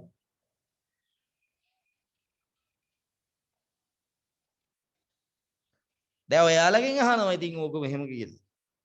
චාලක අනුකවාදයේ ඇසුරෙන් පැහැදිලි කරන්න පීඩනයක් ඇති වෙන ආකාරය. ඇත්තටම පීඩනය ඇති වෙන එකෙන් තමයි පැහැදිලි කරේ උපකල්පනය කරේ චාලක අනුකවාදය. දැන් ඔයාලගෙන් ඕකේ අනිත් පැත්ත අහනවා. ඔයාලා බය වෙනවා. බයට දෙයක් නැහැ නේ. අංශු අහඹ ලෙස චලනය වෙනවා. චලනය වෙනකොට භාජනයේ බිත්තිය ගැටෙනවා. බිත්තිය ගැටුනාම තමයි පීඩනයක් ඇති වෙන්නේ. මෙතනින් මෙතනට ආවා. මෙතනින් මෙතනට යන්නත් පුළුවන්. ඒකට මෙන්න මේ උපකල්පනයේට අපි ගියේ කොහොමද? කොහොම? ඒතර මෙන්න මේ පළවෙනි උපකල්පනය භාවිත කරලා ඔබට කියන්න පුළුවන් පීඩනය ඇති වෙන ආකාරය. මොකද ඒක හදලා තියෙන්නේ පීඩනය ඇති වුණ එකෙන්. ඇයි හැම බිත්තියක් මතම පීඩනය ඇති වෙන්නේ? ඇයි? අංශු බිත්තිය ගැටීම නිසා. ඊළඟට ආකර්ෂණ විකර්ෂණ නැහැ. එහෙනම් පද්ධතියට විභව ශක්තියක් නැහැ. තියෙන චාලක ශක්තියක් විතරයි. එහෙනම් සමස්ත ශක්තිය සම්පූර්ණයෙන්ම චාලක ශක්තිය විතරයි. අංශු රේඛීයව යන්නේ කියන ඒවා හරි. ගැටුම් පූර්ණ ප්‍රත්‍යස්තයි. මොකද අංශු අතර මොකුත් විභව ශක්තියක් නැති නිසා. හරි. චාලක ශක්තිය මෙතන මේ ගැටුම් පූර්ණ ප්‍රත්‍යස්තයි කියලා භෞතික විද්‍යාවෙන් නම් කියන්නේ මොකද්ද? සමස්ත ශක්ති සංස්ථිතිය පිළිපදිනවා කියන එකයි ඈ. ගැටුම් පූර්ව ප්‍රත්‍යස්තයි කියන්නේ ශක්ති සංස්ථිතිය. මෙතන තියෙන චාලක ශක්තියක් විතරනේ. අන්න ඒක නිසායි අපි ගත්තේ චාලක ශක්තිය සම්පූර්ණයෙන්ම නියත. ඒ කියන්නේ වදින වේගයෙන්ම ආපහු පයින්න ඕනේ බිත්තිය නා. ගැටුමට පෙර චාලක ශක්තිය පූර්ව ප්‍රත්‍යස්තයි කියන්නේ චාලක ශක්තිය නියතයි කියන එක නෙමෙයි. ශක්ති සංස්ථිතියකට අදාළයි. ඒ කියන්නේ ගැටුමට පෙර ශක්තිය ගැටුමට පසු ශක්තිය බවට පත් වෙන්න සමාන වෙන්න. හරි? ඒ කියන්නේ ශක්ති සංස්ථිතිය භාවිතා කරන්න පුළුවන් වෙන්නේ. මෙතන විභව ශක්තියක් නැති නිසා තමයි චාලක ශක්තියට හානි මේ සමාන මේ චාලක ශක්ති හානියක් නැහැ කියලා ගත්තේ. එතන මෙතන නැත්තම් කවුරු හරි කියයි ටෝකයක් දෙයි මේ පූර්ණ ප්‍රත්‍යස්තයි කියන්නේ ඕක නෙමෙයි අරකය මේකේ කියන්න පුළුවන්. ඒ නිසා දන්නේ නැතුව නෙමෙයි අපි ඒක දන්නවා. ඒකට මෙතන අදාළ වෙන්නේ චාලක ශක්තිය විතරක් තියෙන හින්දා චාලක ශක්තිය නියතයි. හරි. ඔන්න චාලක අනුකවාදී. එතකොට චාලක ශක්තිය සම්පූර්ණයෙන්ම උෂ්ණත්වයමත් තමයි මේ සම්පූර්ණ පද්ධතියේ ශක්තිය උෂ්ණත්වයමත් තමයි තීරණය කරන්නේ. උෂ්ණත්වයේ අත තීරණය වෙන්න හේතුව එතන තියෙන චාලක ශක්තියක් විතරයි. වෙන ඒවා නැහැ. හරි. ඊට පස්සේ මම ටිකක් මෙන්න මේක කටපාඩම් කරන්න නැතුව ගන්න හැටි පෙන්නුවා. මෙන්න මේ වගේ වාදනයක් ගත්තා. මේ වගේ භාජනයක් ගත්තා. ඕකත් ඕ සමහරු දැන් මේක කටපාඩම් කරන්න එපා. කතන්දරයක් වගේ. හාවයි මොකද්ද නරියයි කිරිබත්ති වවම කියන්නේ. පොඩි දෙයක් ඕකේ ඉතින් කතන්දරයට ගෙන්න ගත්තා මොකද්ද? භෞතික විද්‍යාවෙන් දෙයක් ගෙන්න ගත්තා නිව්ටන්ගේ දෙවනි නියමය.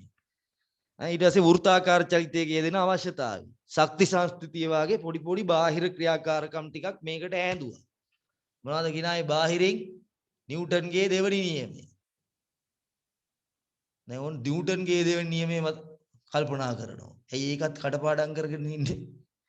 ඊළඟට මේකට ඈඳුවා මොකද්ද? වෘත්ත චලිතේ පොඩ්ඩක් ගෙනාව මේක උපකල්පනයක් කරන්න වෘත්ත චලිතය. ඊළඟට මේකට ගෙනාව මොකද්ද? ශක්ති සංස්ථිතිය.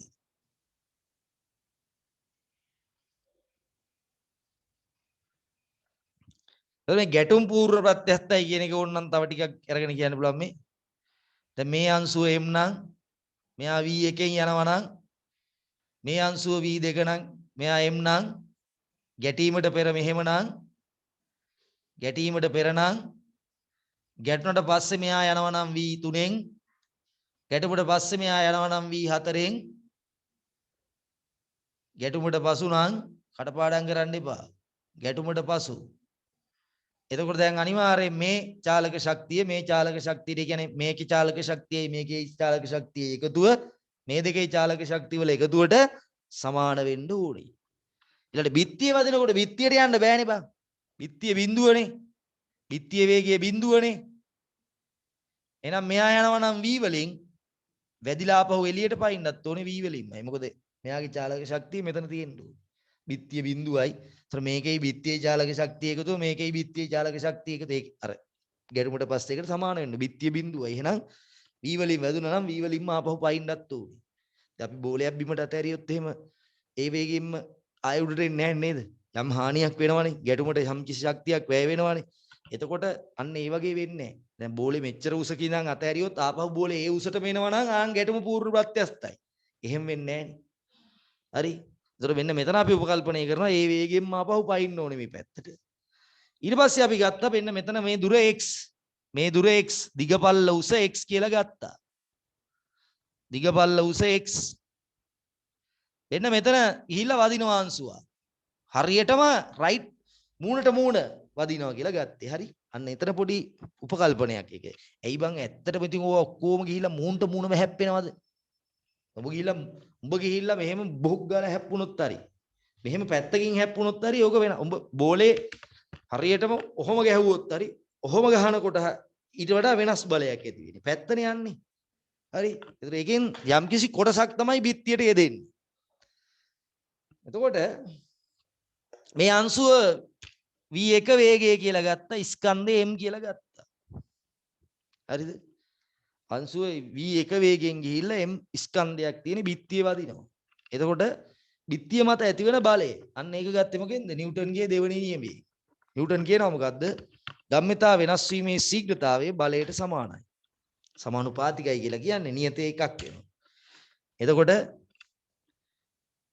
m විසින් අංශුව බිත්තිය ඇති කරන බලය මං ගත්තා.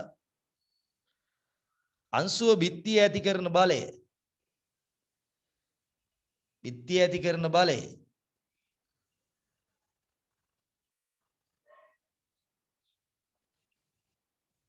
ගම්මිතා වෙනස.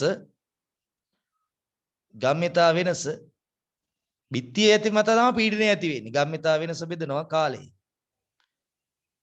ගම්මිතා වෙනස ගන්නේ කොහොමද? අවසාන ගම්මිතාවය අවසාන ගම්මිතාවයෙන් අඩු කරනවා ආරම්භක ගම්මිතාව. හදිස්සි හරි බහුවර්ණයක් එහෙම ඇහුවොත් අපි චාලක අනුකවාදී ඉගෙනගෙන ගියාට වැඩක් නැහැ නේ. ඊට පස්සේ ප්‍රශ්නෙට උත්තරේ හදාගන්න බැයිද? ඒතර මෙන්න මේ වගේ පොඩි අධ්‍යයනයක් කරලා වහින්න ඕනේ වැඩේට. හරි. ඒතර බෙදනවා මොකෙන්ද? කාලේ. නිකමට හරි ඇහුවොත් තමයි එදාට තේරෙන්නේ කට්ටිය. ඔන්න ඔය විදියට.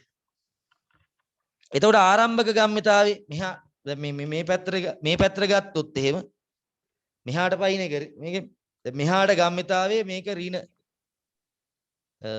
මම විහාර ගම්මිතාවේ ගන්නම්කෝ. මේ දිශාවට මේ සමීකරණය ඇයි මේක දෛශිකයක්. එතකොට මෙතන මොකද වෙන්නේ? MB 1 ධන හරි ධන නෙමෙයි ඍණ mv එක මොකද අර පැත්තනේ යන්නේ වස්තුව ඩෙල්ටා t දැන් කාලය හොයාගන්න ඕනේ කාලය හොයාගන්න මොකද කරේ එක ගැටුමක් වෙලා ඊළඟ ගැටුම වෙන්න නම් බිත්තිය වැදිලා ඊළඟ ගැටුම වෙන්න නම් මේක මෙහෙම ගිහිල්ලා ආපහු එන්න ඕනේ. එතකොට මේ ගැටුමට පස්සේ ඊළඟ ගැටුම වෙන්න නම් මේක යනවා කොච්චරද? 2x යන්න ඕනේ. මේ දෙක අතර පරතරය 2x. එහෙනම් ගැටුමට කාලය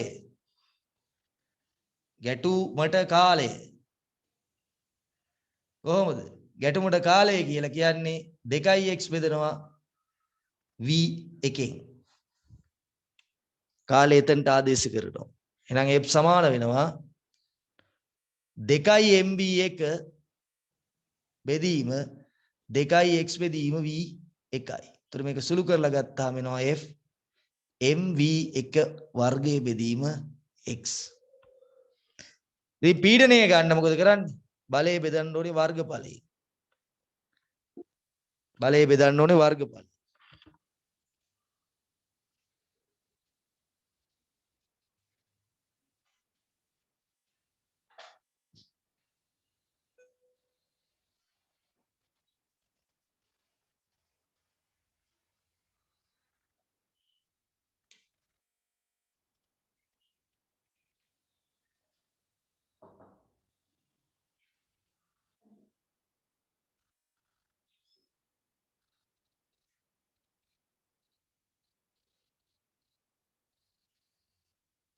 හරි බලය බෙදන්න ඕනේ වර්ගඵලයෙන්.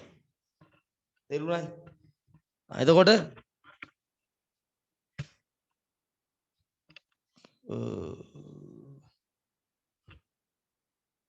මේ කතාව වෙන එකක් ඒක මකලා දාන්න.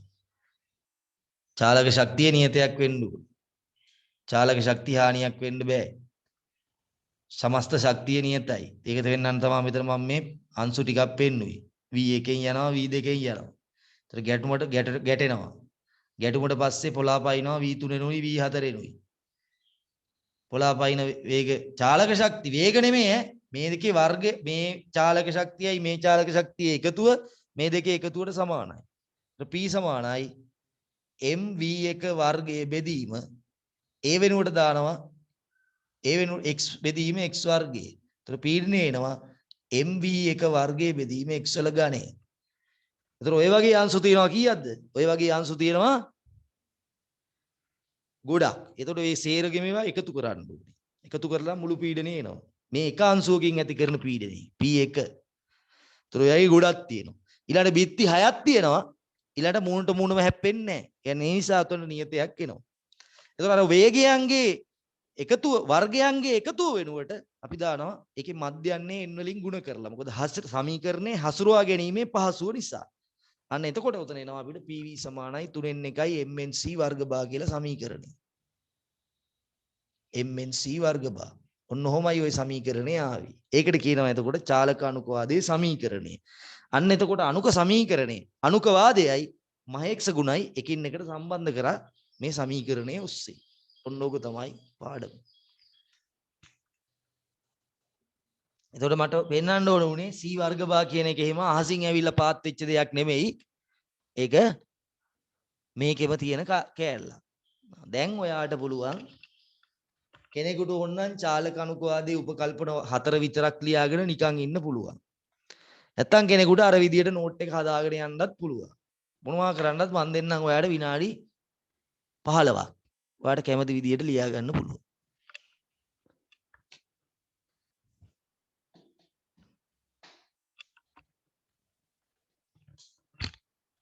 උපකල්පන 4 තියෙනවා. චාලක අණුක වාදය කියලා ලියලා උපකල්පන 4 ලියන්නත් පුළුවන්. එයි මම මේක කියන්නේ නැත්තේ තේරුමක් නැහැ. දැන් මම දෙසරයක් එක්ස්ප්ලেইন කරලා එකක් වේගයෙන් ගියා, දල අවබෝධයක් ගත්තා, ඊළඟ හිමීට පැහැදිලි කරලා දුන්නා. තවත් පුතේ මේ සේරම ග්‍රහණය කරගන්න බැයි නම් ඒක නෝට් එකකට ගන්න එක ඔයාලට තේරුමක් ඇති වැඩක් නෙවෙයි. මම කියන්නේ එහෙම ඔයා හිතන්න එපා. එහෙනම් ඔයා මේ අත්‍යවශ්‍ය කාරණා 4 ඉස්සලා මතක තියාගන්න. පස්සේ දවසක බලමු ඉතුරු ටික. දැන් කට්ටිය හිතනවා මේ සර් මේ උගන්වනවා තේරෙන්නේ නෑ නෑ. ඒ ඔබගේ එක එක මට්ටම් තියෙනවානේ. ඒ මට්ටමට ගැලපෙන එක තමයි සරලව නම් මෙච්චරයි. කොච්චර කීවත් හැදෙන්නේ නැත්නම් මෙච්චරක් ගත්තාම ඇති. ඈ ගේමට ඉගෙන ගන්නවා නම් මෙහෙමයි. හරි. මෙච්චරක් ඉගෙනගෙන මන් දන්නේ. ඒක ඔයාගේ කැමැත්ත. නැත්තම් කියනවනේ මෙච්චරයි තියෙන්නේ. අර පීඩනය ඇති වෙන ගැටිලා. එච්චරයි. කටපාඩම් කරගෙන ඉන්නවා. මොකද සමහර අය කොච්චර කීවත් හැදෙන්නේ නැහැ. සමහර අය මෙතන ඉන්න ඔක්කොම එවුන් එහෙම තමයි. කොච්චර කීවත් හැදෙන එවුන් නෙමෙයි. එහෙනම් ඉතින් මේ මොකද කියන්නේ බෝඩ් එක පේන්නේ නැහැ. බෝඩ් එක පේන්නේ නැද්ද? ඔව් නෝට් එක ලියන පුතේම ලියා ගන්න. වායු පාඩමේ ලියා ගන්න.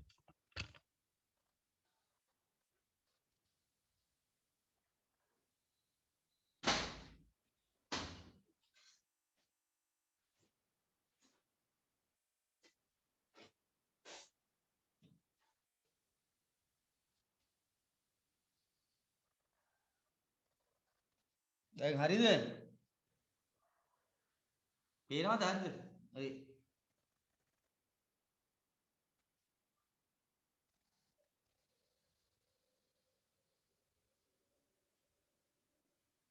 ගයානි හංසිකා හරිද පේනවද? බෝඩ් එක දිහා චුට්ටක් බලලා මා තර්ක කරමින් තමයි ලියාගන්නේ. ආ. බලන්න ඉන්නකෝ අද මේ ආපු නැති අය ඉඳලා ගෲප් එකෙන් ඔක්කොම අයින් කරලා දාන්න. හරියන්නේ නැහැ. චකරංගි චමත්කාරා, චමෝදි ලසිකා, උලංජලි ඔක්සිමා, ඒසානි චේතනා, ඒසානි ප්‍රමෝදා, ගයානි හංසිකා, හංසනී මේරියම්, හිමාසා සමරකෝන් පරක් වෙලා නේද ආයේ? හිමාසා සසිනි, ලක්ෂාන විජේසිංහ, නිපුණි චමෝද්‍ය. දැවිල්ලා. අද වෙන පන්තියක් මුකුත් නැතුව ඇති. ඒ හින්දා මෙහෙත් ඇවිල්ලා යන්න එන්න ඇති.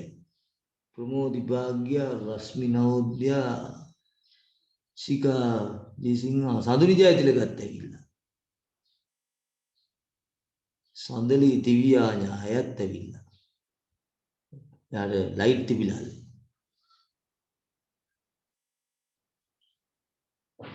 සනෝලි තිලකරත්න, සඳුනි බෝයගොඩ, සඳලි ජයසිනි, සේමිනි උත්පලා, සත්මිත් ඇවිල්ලා.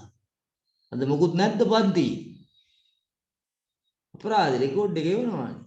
සුගන්ධ රත්ති, ශ්වේතා දේවී, රසයෙන් නම් එනවනේ. විමුක්ති දුල්සා, වින්දි ජයසූරිය. විස්මි රණසිංහ, අඩේ යොහානිත් ඇවිල්ලා. වෙන මොනවත් නැතුව ඇති. අද වැඩක් නැතුව ඇති මොකද? ගුරුවරු ස්ට්‍රයික් නේද? ඒ හින්දා මෙහෙ ඇවිල්ලා තියෙන්නේ.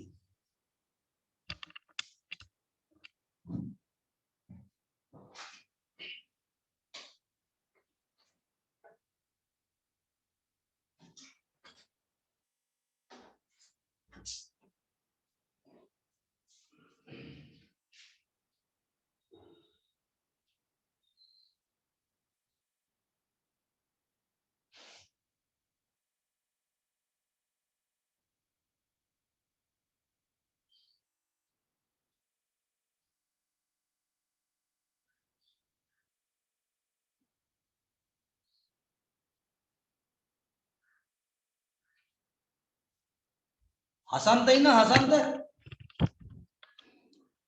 ඔව් සර්. උඹේ නම කියුන්නේ මන් දන්නේ ඒක.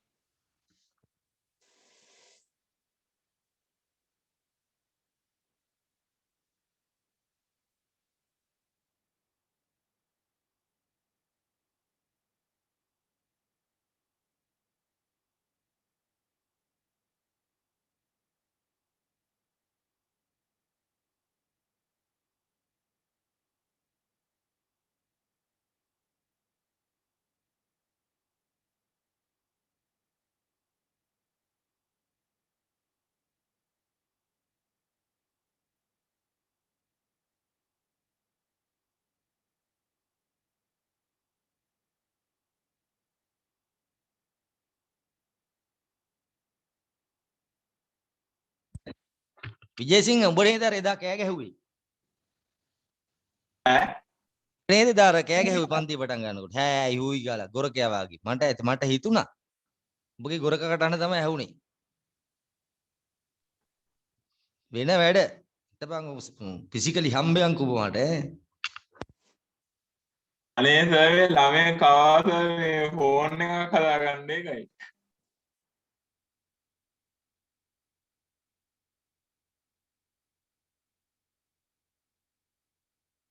ජාත්‍යන්තරයට විහිළු සපයන්න එපා විජේසිංහ.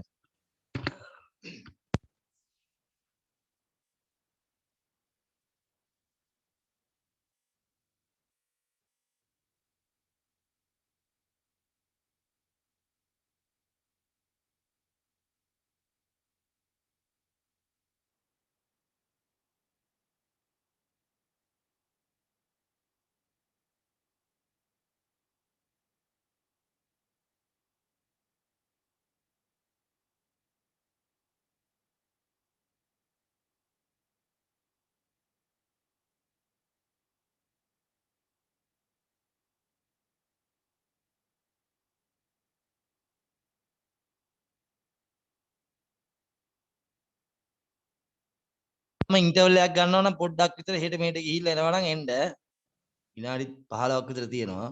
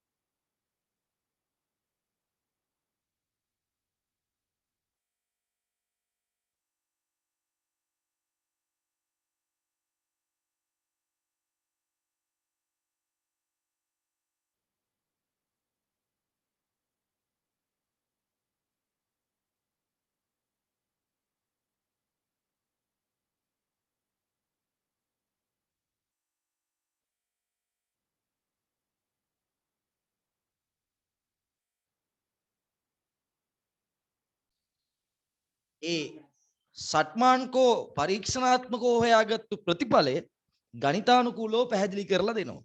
ඔය අවකලනය අනුකලනය වගේ දේවල් යොදාගෙන තමයි ඒක පැහැදිලි කරන්නේ. මකන්නා තොර ඔන්න ඔය වගේ මේ පාඩම් කරන විදිය මට මේකෙන් පෙන්වන්න ඕන ඔයාලට පාඩම් කරන්නේ කොහොමද? නෝට් එක නිකාන් කියවගෙන ගියා කියලා වැඩක් නැහැ. මේ වගේ තමයි පාඩම් කරන්නේ. ඒකට තමයි බහුවර්ණ වලට එහෙම හොඳට උත්තර දෙන්න පුළුවන්. විශේෂයෙන් ඔය ABCD ආකාරයේ බහුවර්ණයි හරි වැරදි බහුවර්ණයි. ඇත්තටම කෙමිස්ට්‍රි පේපර් එකේ පැයෙන් කරන්න පුළුවන් බහුවර්ණ ප්‍රශ්න පත්‍රය. පැය එකමාරක් ඒ උපරිම මේ විදියට අධ්‍යයනය කරලා තිබ්බොත්. නැත්තම් වැඩේ අමාරුයි. හරි වැරදි ඒවාම කරනකොට ABCD ආකාරයේ කරනකොට උත්තර නියම් එක වගේ.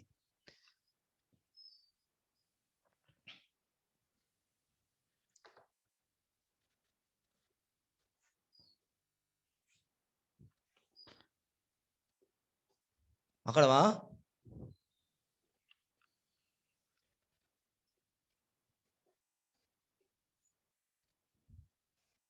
ඉස්සල්ලාම ඉතින් ඊට පස්සේ උපකල්පන අතරවත් අඩුතරම මතක තියාගන්න.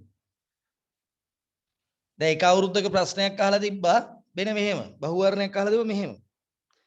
එන්න මේ වගේ මට මතක හැටියට මේ අංශුව යනවලු එක වායු අංශුවක් යනවලු 40න් කියමුකෝ 20න් කියමුකෝ 20න් ස්කන්ධේ එම්ලු හරිද ඊළඟට වායු අංශුවක් යනවලු හරි ඒක 10න් කියමුකෝ 10න් ගැටුණට පස්සේ මේ අංශු දෙකේ වේගයන් කුමක් විය හැකිද කියලා අහනවා මේක v2 v මේක v1 කියමු ඔන්න ඔහම අහලා තිබ්බා ඉතින් මේක කරේ නෑ ගොඩ ළමයි මේ ප්‍රශ්නේ කරේ නෑ ගොඩක් ළමයි ඇයි මෙහෙම අවබෝධයක් නැහනේ අපි මේ කඩපාඩම් කරලා ඉන්නේ අපි මොකද දැනන් ඉන්නේ අපි චාලක අනුපාතයේ උපකල්පන ඇහුවොත් අපිට පුළුවන් හැබැයි මේක ඇහුවොත් අපිට හිතා ගන්න බෑ මේකට උත්තරේ කොහෙන්ද මම හදාගන්නේ කියලා. ඒතර මේකට උත්තරේ හදාගන්නේ කොහෙන්ද? චාලක අනුකවාදේ. චාලක අනුකවාදයේ තියෙන මොන උපකල්පනයෙන්ද? ඒක කියනවනේ පූර්ණ ප්‍රත්‍යස්තයි ගැටුම් කියලා. එහෙනම් මේ ගැටුමට පෙර චාලක ශක්තිය ගැටුමට පස්සේ චාලක ශක්තියට සමානයි. එහෙනම් මෙතන චාලක ශක්තිය එන්නේ මේ අංශුවේ භාගයයි MV1 වර්ගය. මේකේ එන්නේ භාගයයි MV2 වර්ගය. ඒතර මෙතන එන්නේ භාගයයි MV3 වර්ගය. මෙතන එන්නේ භාගයයි MV4 වර්ගය. ඒතර මේ චාලක ශක්තිය මේ චාලක ශක්තියට සමාන වෙන්න ඕනේ. මොකද මේකේ විභව ශක්තියක් නැහැ. ඒතර M කැපෙනවා. ඒක හදලා තිබ්බේ නැත්නම් ආයෙ හදන්න බෑ අපිට. අන්න මම බලාපොරොත්තු වෙන්නේ මේ වගේ හිතලා ඔයාලට ගන්න හිතලා දෙයක් කරගන්න හැකියාව තියෙන්න ඕනේ. භාගයට භාගෙත් කැපෙනවනේ. එතකොට V1 වර්ගයේ ධන V2 වර්ගයේ කටපාඩම් කරලා වැඩක් නැහැ. මොකද එහෙම කරන්න පුළුවන් කරපු ප්‍රශ්නයක් විතරයි. V1 වර්ගය කියන්නේ 400යි. V2 වර්ගය කියන්නේ 100යි. V3 වර්ගයේ ධන V4 වර්ගය. එතකොට 500යි. එතකොට මේ දෙක වර්ග කරපුවාම එතකොට බහුවර්ණ ටිකේ උත්තර තියෙනවනේ 1 2 3 ඒව වර්ග කර කර එකතු කරපුවාම 500ක් එනකොට ආන් ඒ උත්තරේ තමයි එතන ගැලපෙන උත්තරේ බවට පත් වෙන්නේ. බහුවර්ණ තියෙනවනේ. ඔව් උත්තර දෙකක් හිතන්න මේ 25යි 5යි. 25 වර්ග කරා 625යි. එතරම් වැරදි. එන්නේ නැහනේ. අන්න ඒ වගේ ගලප ගන්න එකතු කර කර 500ට සමාන වෙන තැනක් බලන්න. ඔන්න ඔය වගේ තමයි පුරුදු වෙන්න. හරි. ඊළඟට අර බිත්තිය වැදුනහම ඒ වේගින් මාපහු පයින්නවා කියන එක එහෙම.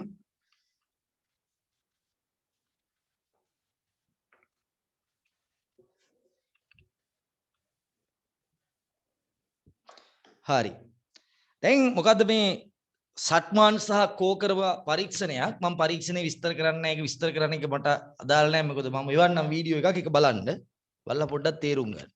එයාලා හොයාගන්නවා මේ පද්ධතිය ඇතුලේ තියෙන ඉහළ වේග තියෙන, ඉතා ඉහළ වේගයෙන් යන වායු අංශු තියෙන ඉතා ස්වල්ප වශයෙන්. හිමින්ම යන ඒවා තියෙන්නේ ස්වල්ප වශයෙන්.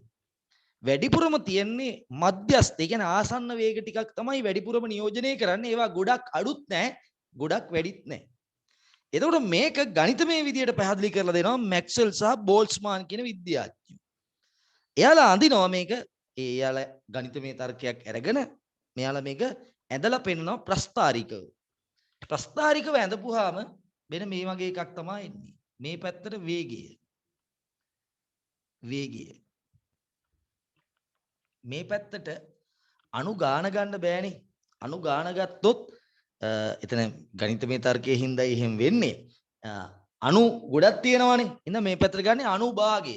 යම් වේගයක් සහිත අණු භාගය.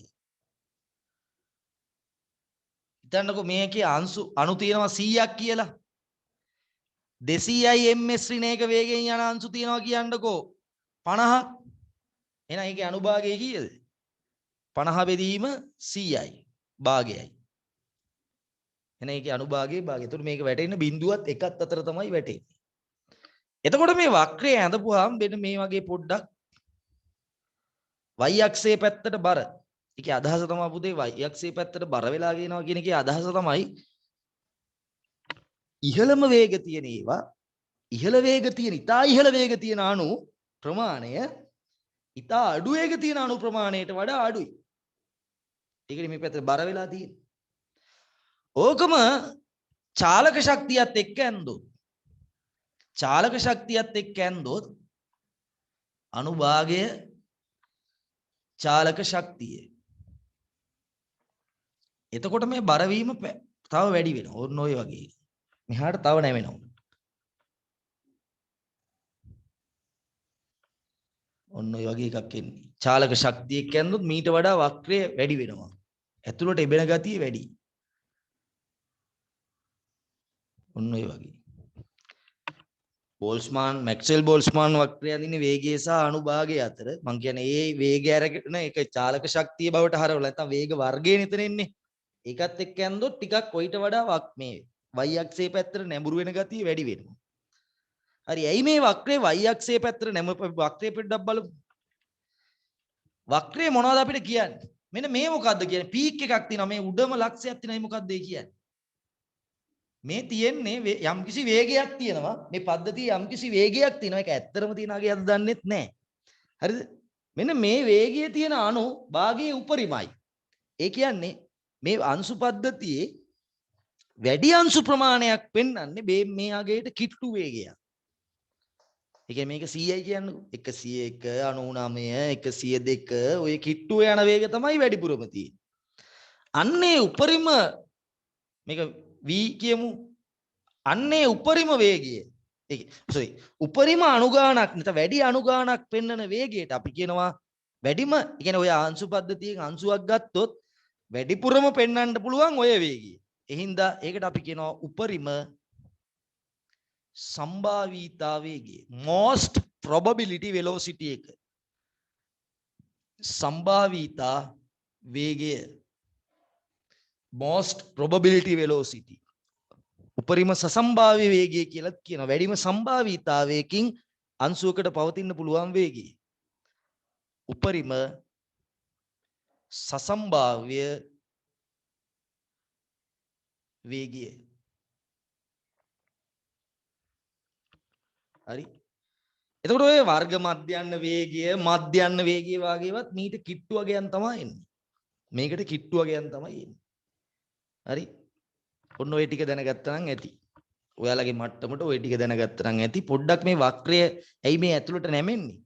ඇතුළට නැමෙන්න හේතුව අඩු වේග තියෙන අනුභාග වලට වඩා ඒ කියන්නේ වැඩි අඩු වේග තියෙනවා මධ්‍යස්ථ වේග තියෙනවා වැඩි වේග තියෙනවනේ. වැඩි වේග තියෙන අණු ප්‍රමාණය ඊටත් වඩා අඩුයි. ඒකයි හේතුව. ඒතර මේ අංශු පද්ධතියේ ගත්තොත් එහෙම වැඩි වේග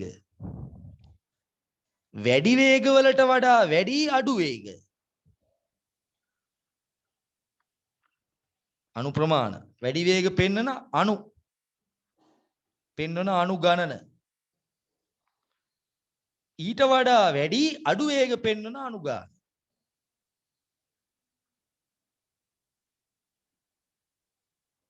ඒ දෙකටම වඩා ගොඩක් වැඩි මධ්‍යස්ථ වේග පෙන්වන අණු.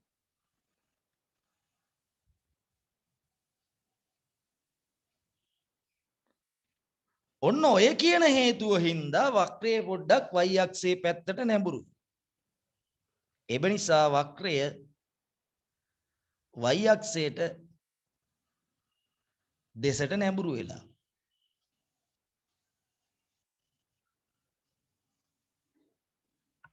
මේවා අනුභාගය වැඩි. මේ වගේ අනුභාගය අඩුයි. එතකොට මෙහාටනේ යන්නේ. එතකොට අර චාලක ශක්තියත් වෙනකොට වක්‍රය වැඩි වෙන්නේ ඇයි? ඒ මෙහෙමනේ.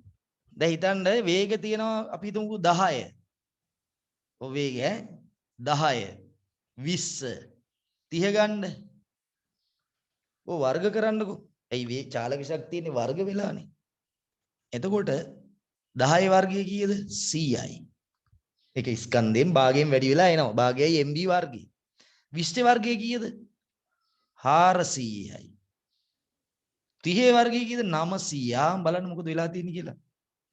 වේග පරතරය සමාන වුණාට වේගයන්ගේ වර්ග අතර පරතරය සමාන නැහැ. මෙතන පරතරය 300යි මෙතන පරතරය 500යි. අන්න ඒ හින්දා වක්‍රයේ තව අර වෙනස පේනවා වැඩි වෙනවා. ඒක චාලක ශක්තියත් එක්ක අඳිනකොට තව ටිකක් ඇතුළට ඒමක් සිද්ධ වෙනවා. ඒකට ඔය වගේ එකක් බහුවර්ණයක අහන්න පුළුවන්. ඒකට ඔන්න චාලක ශක්තියත් එක්ක අඳිනකොට ඒකට හේතුව තමයි මේ තියෙන්නේ. මැක්ස්වෙල් මේකට කියනවා මැක්ස්වෙල්. මේක තමයි ඇත්ත වක්‍රය. අරකට එන්න පුළුවන්. මැක්ස්වෙල් බෝල්ස්මාන් ව්‍යාප්ති වක්‍රය.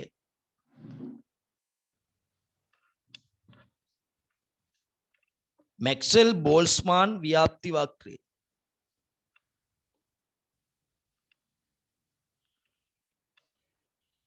මැක්ස්වෙල් හා බෝල්ස්මාන් විසින් මැක්ස්වෙල් හා බෝල්ස්මාන් විසින්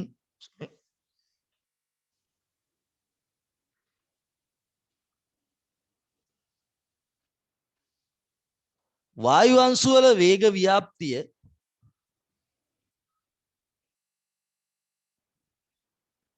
අංශුවල වේග ව්‍යාප්තිය සෛද්ධාන්තිකව පැහැදිලි කර දෙන ලදී.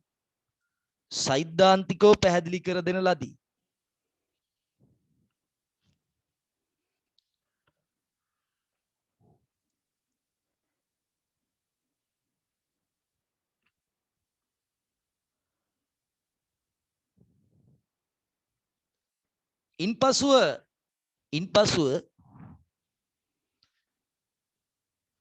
වායු අංශුවල වේගය හා එම වේගය පෙන්වන අනුභාගය අතර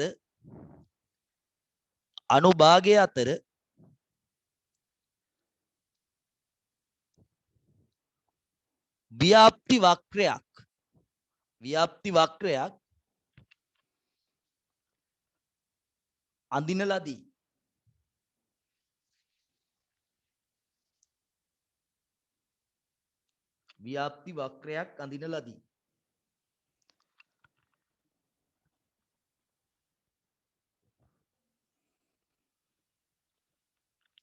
මෙම ව්‍යාප්ති වක්‍රයට අනුව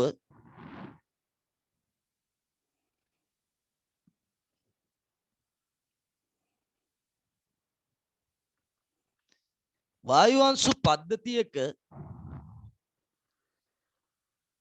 අංශු පද්ධතියක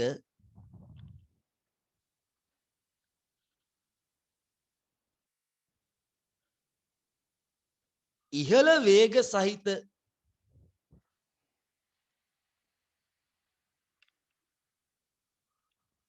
ඉවර වෙන්නේ රැට. ඇයි මොකටද ඉවර වෙන්නේ?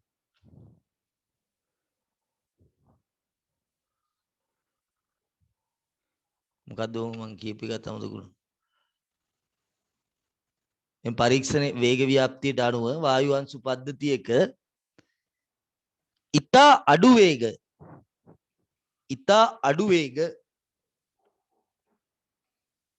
සහිත අණු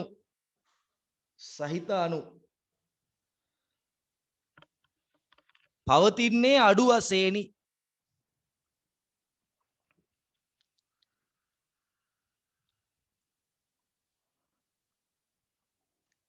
එමෙන්ම ඉතා ඉහළ වේග සහිත අණු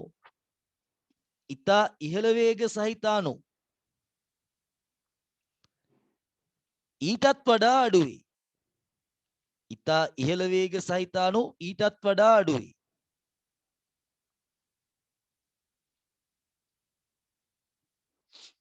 වැඩිපුරම ඇත්තේ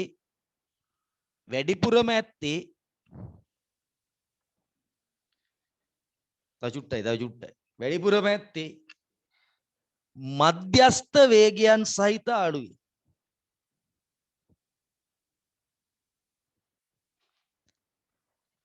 එම නිසා වක්‍රය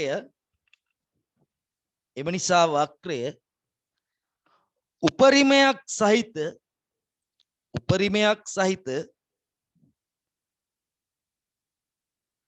y අක්ෂය දෙසට මදක් නැඹුරු වූ වක්‍රයකි.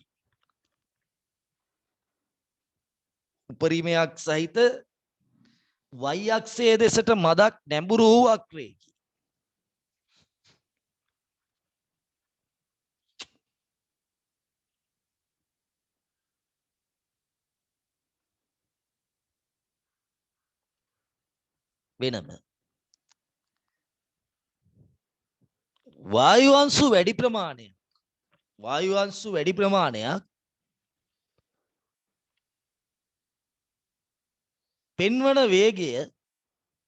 පෙන්වන වේගය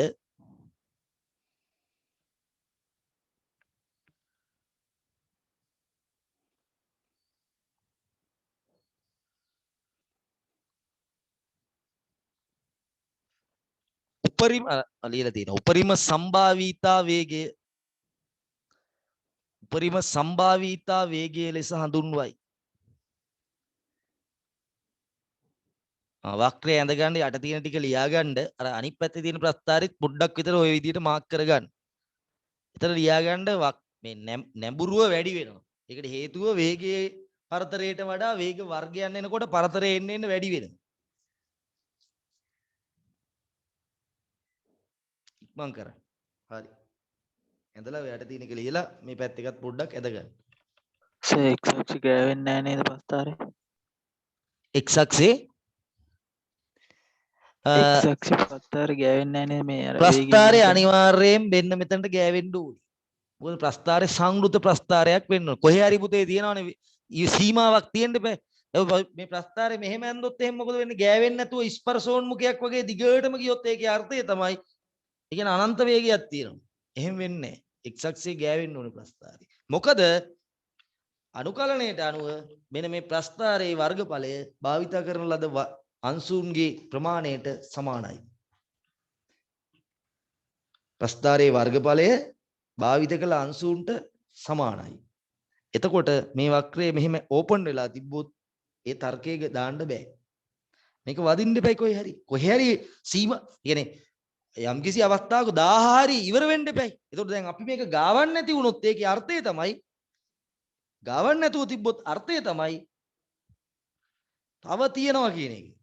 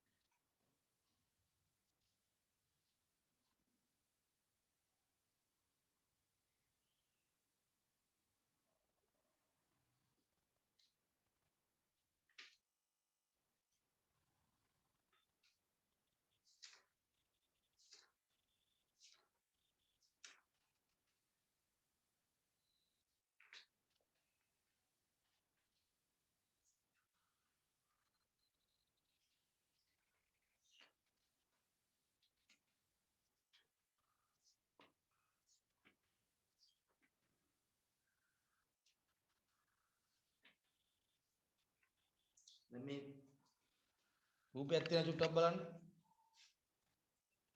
මේ මෙහෙම දිගට ඇදලා තියෙන එකේ අර්ථය මෙහෙම ඇදලා තියෙනවා ගාවන්න. ඒ කියන්නේ මේක තව තියෙනවා. ඒ වුණාට මේ වක්‍රය ඈත ගෑවෙන්න ඕනේ. කොහෙදී හරි දැනක මේක ඉවරයක් වෙන්න ඕනේ. මේක පෙන්නන්නේ තව ඈතට යනවා කියන එකයි. සීමාවක් නැහැ කියන එකයි කියලා තියෙන්නේ. මොකද පද්ධතියම විශ්ලේෂණය කරලා නැහැ. නමුත් ඒක ගාවන්න ඕනේ.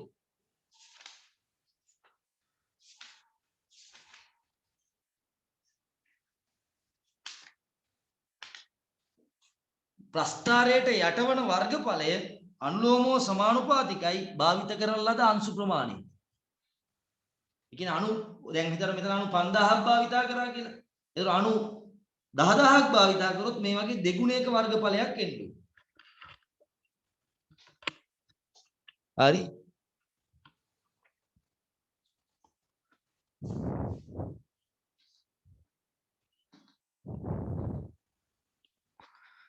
ඊළඟට පොඩි ඔප්පු කිරීම් දෙකක් තියෙනවා. ඒකත් කරමු. පොඩ්ඩක් මේ දෙකේ චුට්ටක් බලා ගන්න. බහුවර්ණයක හදිස්සි හරි ඇහුවොත් තව එහාට තියනවා කියලා තමයි ඔය ඒ අදහස ඔය සමහරට කියන්නේ නැති මේ මෙහෙම කැඩීරි වලින් අඳිනවා. කොහෙදී හරි ගෑවෙන්න ඕනේ.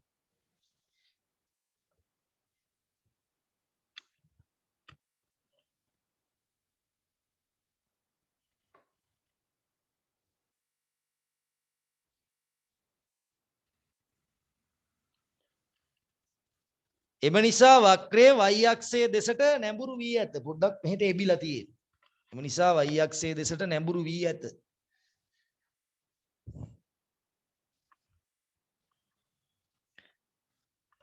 හරි. දැන් මෙන්න බලන්න. හරි. වායුවංශු පද්ධතියක් තියෙනවා. වායුවංශු පද්ධතියක් තියෙනවා. මේක V1 V2 V3 ආදී විදියට Vn දක්වා විවිධ වේගයන් තියෙනවා. එතකොට මේකේ මධ්‍යන්න වේගය ලියුවොත් මධ්‍යන්න වේගය ලියුවොත් එහෙම V1 ධන V2 ධන ආදී විදියට Vn දක්වා එකතු කරලා n වලින් බෙදනවා. ඔන්න මධ්‍යන්න වේගය. මධ්‍යන්න වේගය. ඊළඟට වර්ග මධ්‍යන්න වේගය කියන්නේ මොකද්ද? වර්ග මධ්‍යන්න වේගය. වර්ග මධ්‍යන්න වේගය. වර්ග මධ්‍යන්න වේගය කියන්නේ ප්‍රවේග වර්ග කරලා එකතු කරලා මධ්‍යන්නේ ගන්න ඕනේ. ඔන්න ඕක තමයි ඔය මොකද්ද? C වර්ග බා කියලා කියන්නේ. මතකනේ දැන් මේක ආපු හැටි. ඇයි ඒක ආවේ කියලා? මොකද අපිට ඕන වුණා මෙන්න මේ පදේ හොයාගන්න. මෙන්න මේ වේග වර්ගයන්ගේ එකතුව හොයාගන්න ඕන වුණා. ඒකට කෙටි ක්‍රමය තමයි එතකොට මධ්‍යන්න වේග වර්ගයන්ගේ මධ්‍යන්නේ අරන් n වලින් ගුණ කරනවා. ඔන්න ඒ නිසා තමයි ඔන්න ඔය වගේ එකක් අර්ථකථනය කරන්න සිද්ධ වුණේ. අන්න ඒ නිසා ඒක ආව අර PV සමානයි සමීකරණයට. ඒ කියන්නේ චාලක අනුකවාදයේ සමීකරණයට ආවේ වෙන්න මෙහෙමනේ. 3n එකයි m v1 වර්ගය ධන v2 වර්ගය ධන vn දක්වා වර්ග. ඔය අවසාන වේගය හොයන්න බෑ කියන අර්ථයෙන් තමයි ඔය කෙලවරක් නැහැ කියන අර්ථයෙන් තමයි ගාවලා නැත්තේ. තුන්නෝකාව. එතකොට මෙන්න මෙතනට අපි ආදේශ කරා මොකද්ද? PV සමානයි 3n එකයි m nc වර්ග බා කියලා. එතකොට මේක සකස් කරලා මට ලිය හැකි PV සමානයි සකස් කරලා ලිය හැකි PV සමානයි 3n එකයි mnc වර්ග බා. ඔන්න ඔය විදිහට. ඔන්න ඕක තමයි එතකොට මොකද්ද? චාලක අනුකවාදයේ සමීකරණය. චාලක අනුක වාදයේ සමීකරණය. මෙන්න මේක නිසා තමයි මෙන්න මේ වගේ එකක් අර්ථකථනය කරගන්න ඕන. හරි. දැන් මම ඔයාලට පෙන්නා මාතෘකාව පස්සේ බලමුකෝ. මම මේකට අමතරව භාවිතා කරනවා මෞල ගාන සමානයි ස්කන්ධයේ බෙදීම මෞලික ස්කන්ධ. පොඩි ගැටලුවක් එනවා දැන් පුතේ මේ මෙතන ස්කන්ධයයි මෙතන ස්කන්ධයයි පැටලෙයි. මෙතන ස්කන්ධය කියන්නේ අංශුවක ස්කන්ධය. ඒ හින්දා මම මෙතන මුළු කියලා දාගන්නම්. හරි. වෙන්දට නම් දාන්නේ නැහැ. අද දාගන්නම් මුළු ස්කන්ධයේ බෙදීම මෞලික ස්කන්ධය. මෙතන තියෙන්නේ අංශුවක ස්කන්ධය. ඒක PV සමානයි nRT. අංක 1. PV සමානයි 3n එකයි mnc වර්ග බා. n කියන්නේ අංශු ගාන. අංශු ගාන. ඒක අංක 2. එතකොට මේ අංශු පද්ධතියේ මධ්‍යන්න චාලක ශක්තිය ගත්තොත් මධ්‍යන්න චාලක ශක්තිය ගන්න කොහොමද? මධ්‍යන්න චාලක ශක්තියට මම දානවා E බා කියලා. E බා ගන්නේ කොහොමද? ගන්න එක එක්කෙනාගේ චාලක ශක්තියින් එකතු කරනවා. පළවෙනි අංශුවේ චාලක ශක්තිය ඕක. දෙවෙනි අංශුවේ චාලක ශක්තිය ඕක. ඔය විදියට තුන්වෙනි අන්තිම අංශුවේ චාලක ශක්තිය V n වල වර්ගය. ඒත් මධ්‍යන්නේ ගන්නම් ඕක n වලින් බෙදන්න ඕනේ. ඒත් මධ්‍යන්න චාලක ශක්තිය එන්නේ භාගයයි m එළියට ගන්නවා. ඒත් අන්න ඒ අවශ්‍යතාවය තේරෙනව නේද? දැන් මේ V ප්‍රවේග වර්ගයන්ගේ මධ්‍යන්නේ අවශ්‍යතාවය ඔන්න ඔය විදියට එනවා. ඒත් මේ තියෙන්නේ මොකද්ද? C වර්ග බා නේද මේ තියෙන්නේ? ඒතර එහෙනම් මට මේක ලියන්න පුළුවන් භාගයයි MC වර්ග බා. කටපාඩ වෙන්නේ මේ. ටක් ටක් ගාලා ගත්තා. તો මධ්‍යන චාලක ශක්තිය. ඒතර මධ්‍යන චාලක ශක්තිය ලියා ගන්නයි මේ සමීකරණය සකස් කරලා කෙටි කරලා ලියා ගන්නයි අපිට ඕන වෙනවා වර්ග මධ්‍යන්න වේගය. වර්ග මධ්‍යන්න වේගය. මම මෙන්න මේ සමීකරණය ගන්නවා අංක 3 කියලා. මෙතන තියෙන්නේ මේ අංශුවක ස්කන්ධය, මේ අංශුවක ස්කන්ධය. ඒතර මෙන්න මේ MC වර්ග බා වෙනුවට මම ආදේශ කරනවා තුනෙන් මට ගන්න පුළුවන් දෙකක් E බා සමානයි MC වර්ග බා එක ආදේශ කරනවා එකේ. තුනෙන් ගත්ත මේක ආදේශ කරනවා එකේ. ආදේශය එකෙහි. ආදේශ කරමු.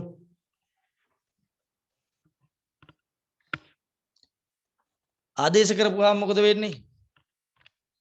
මෙන්න මෙතන MC වර්ග බා වෙනුවට එනවා දෙකක් E බා. PV සමානයි 3යි n එනවා E බා එනවා. ඊළඟට PV සමානයි nRT නිසා එකෙන් ආදේශ කර එකේ වම් පැත්තයි දැන් මේක 4 කියලා ගන්න. 4 වම් පැත්තයි සමානයි. එකේ වම් පැත්ත සමානයි 4 වම් පැත්ත. එහෙනම් එකේ දකුණු පැත්ත සමානයි 4 දකුණු පැත්ත. එහෙනම් එකේ nRT තියෙන්නේ මෙතන ඒක සමානයි 3න් 1යි ne bar. ne bar. එතකොට මෙතන මේ n වෙනුවට මට ලියන්න පුළුවන් අණු සංඛ්‍යාව බෙදුවොත් ඇවගාඩ්‍රෝ නියතයෙන් මවුල ගානේ. නම් මේ ඔයගොල්ලෝ තියෙන ගණනේ පාඩමේ. අණු ගාන ඇවගාඩ්‍රෝ නියතයෙන් බෙදුවොත් එනවා මවුල ගාන ඒක 5 නා. මේක 5 කියමු. මේක 6යි. එතකොට මට n හරි n හරි වෙනුවට ආදේශ කරන්න පුළුවන්. එහෙනම් මම 6න් ආදේශ කරනවා 5ට ආදේශ කරනවා. මෙතෙන්ට ආදේශ කරන්නම්කෝ. n බෙදීම l සමානයි r වතාවක් t සමානයි. ඔව් මෙතන 3ක් 2ක් තියෙනවා නේ. 3න් 2යි. 3න් 2යි n e bar. එතකොට මෙතන n n කැපෙනවා. එතකොට මෙතන එනවා e bar සමානයි 3යි r t බෙදීම 2යි l. e bar සමානයි 3යි r t බෙදීම 2ක් l. 3 නියතයක් r නියතයක් 2 නියතයක් l නියතයක්. එහෙනම් මෙන්න මේ සෙට් එකම නියතයක්. මේ සෙට් එකම නියතයක්. 3යි r බෙදීම 2යි l නියතයි. එහෙනම් මේ නියතය අයින් කරපුවාම e bar සමානුපාතිකයි මධ්‍යන්න චාලක ශක්තිය සමානුපාතිකයි කැපිටල් T හෙවත් නිරපේක්ෂ උෂ්ණත්වයට. එහෙනම් ඒක තමයි කිව්වේ වායු අංශු පද්ධතියක නිරපේක්ෂ උෂ්ණත්වයේ මත විතරයි චාලක ශක්තිය වෙනස් වෙන්නේ. අපි ගත්තේ. එහෙනම් මම මේ ඔප්පු කරලා තියෙන්නේ මොකද්ද? PV සමානයි 3න් 1යි MNC වර්ග බාහා PV සමානයි nRT උපයෝගී කරගෙන මධ්‍යන්න චාලක ශක්තිය නිරපේක්ෂ උෂ්ණත්වයට අනුලෝමව සමානුපාතිකයි කිය. එතකොට මධ්‍යන්න චාලක ශක්තිය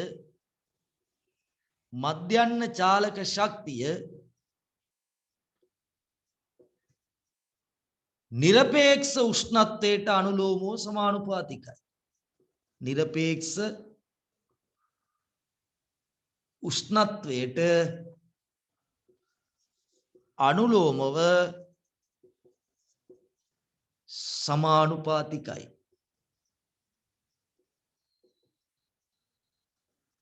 ඕක තමයි ඔය ඔප්පු කරේ. ඕකම ඉතින් පුතේ මෙතන C වර්ග බාට ගන්නත් පුළුවන්. ඒකට අරන් බලන්න පුළුවන් ওই විදියටම මෙතන E බා ආදේශ කරන්නේ නැතුව මේ දෙක සමාන කරලා මේක ගෙනල්ලා මෙතන ආදේශ කරලා C වර්ග බාට සමීකරණයක් හදන්නත් පුළුවන්. අපි ඊට පස්සේ බලමු. මේක ඇඳලා එතකොට ටක් ගාලා ලියා ගන්න.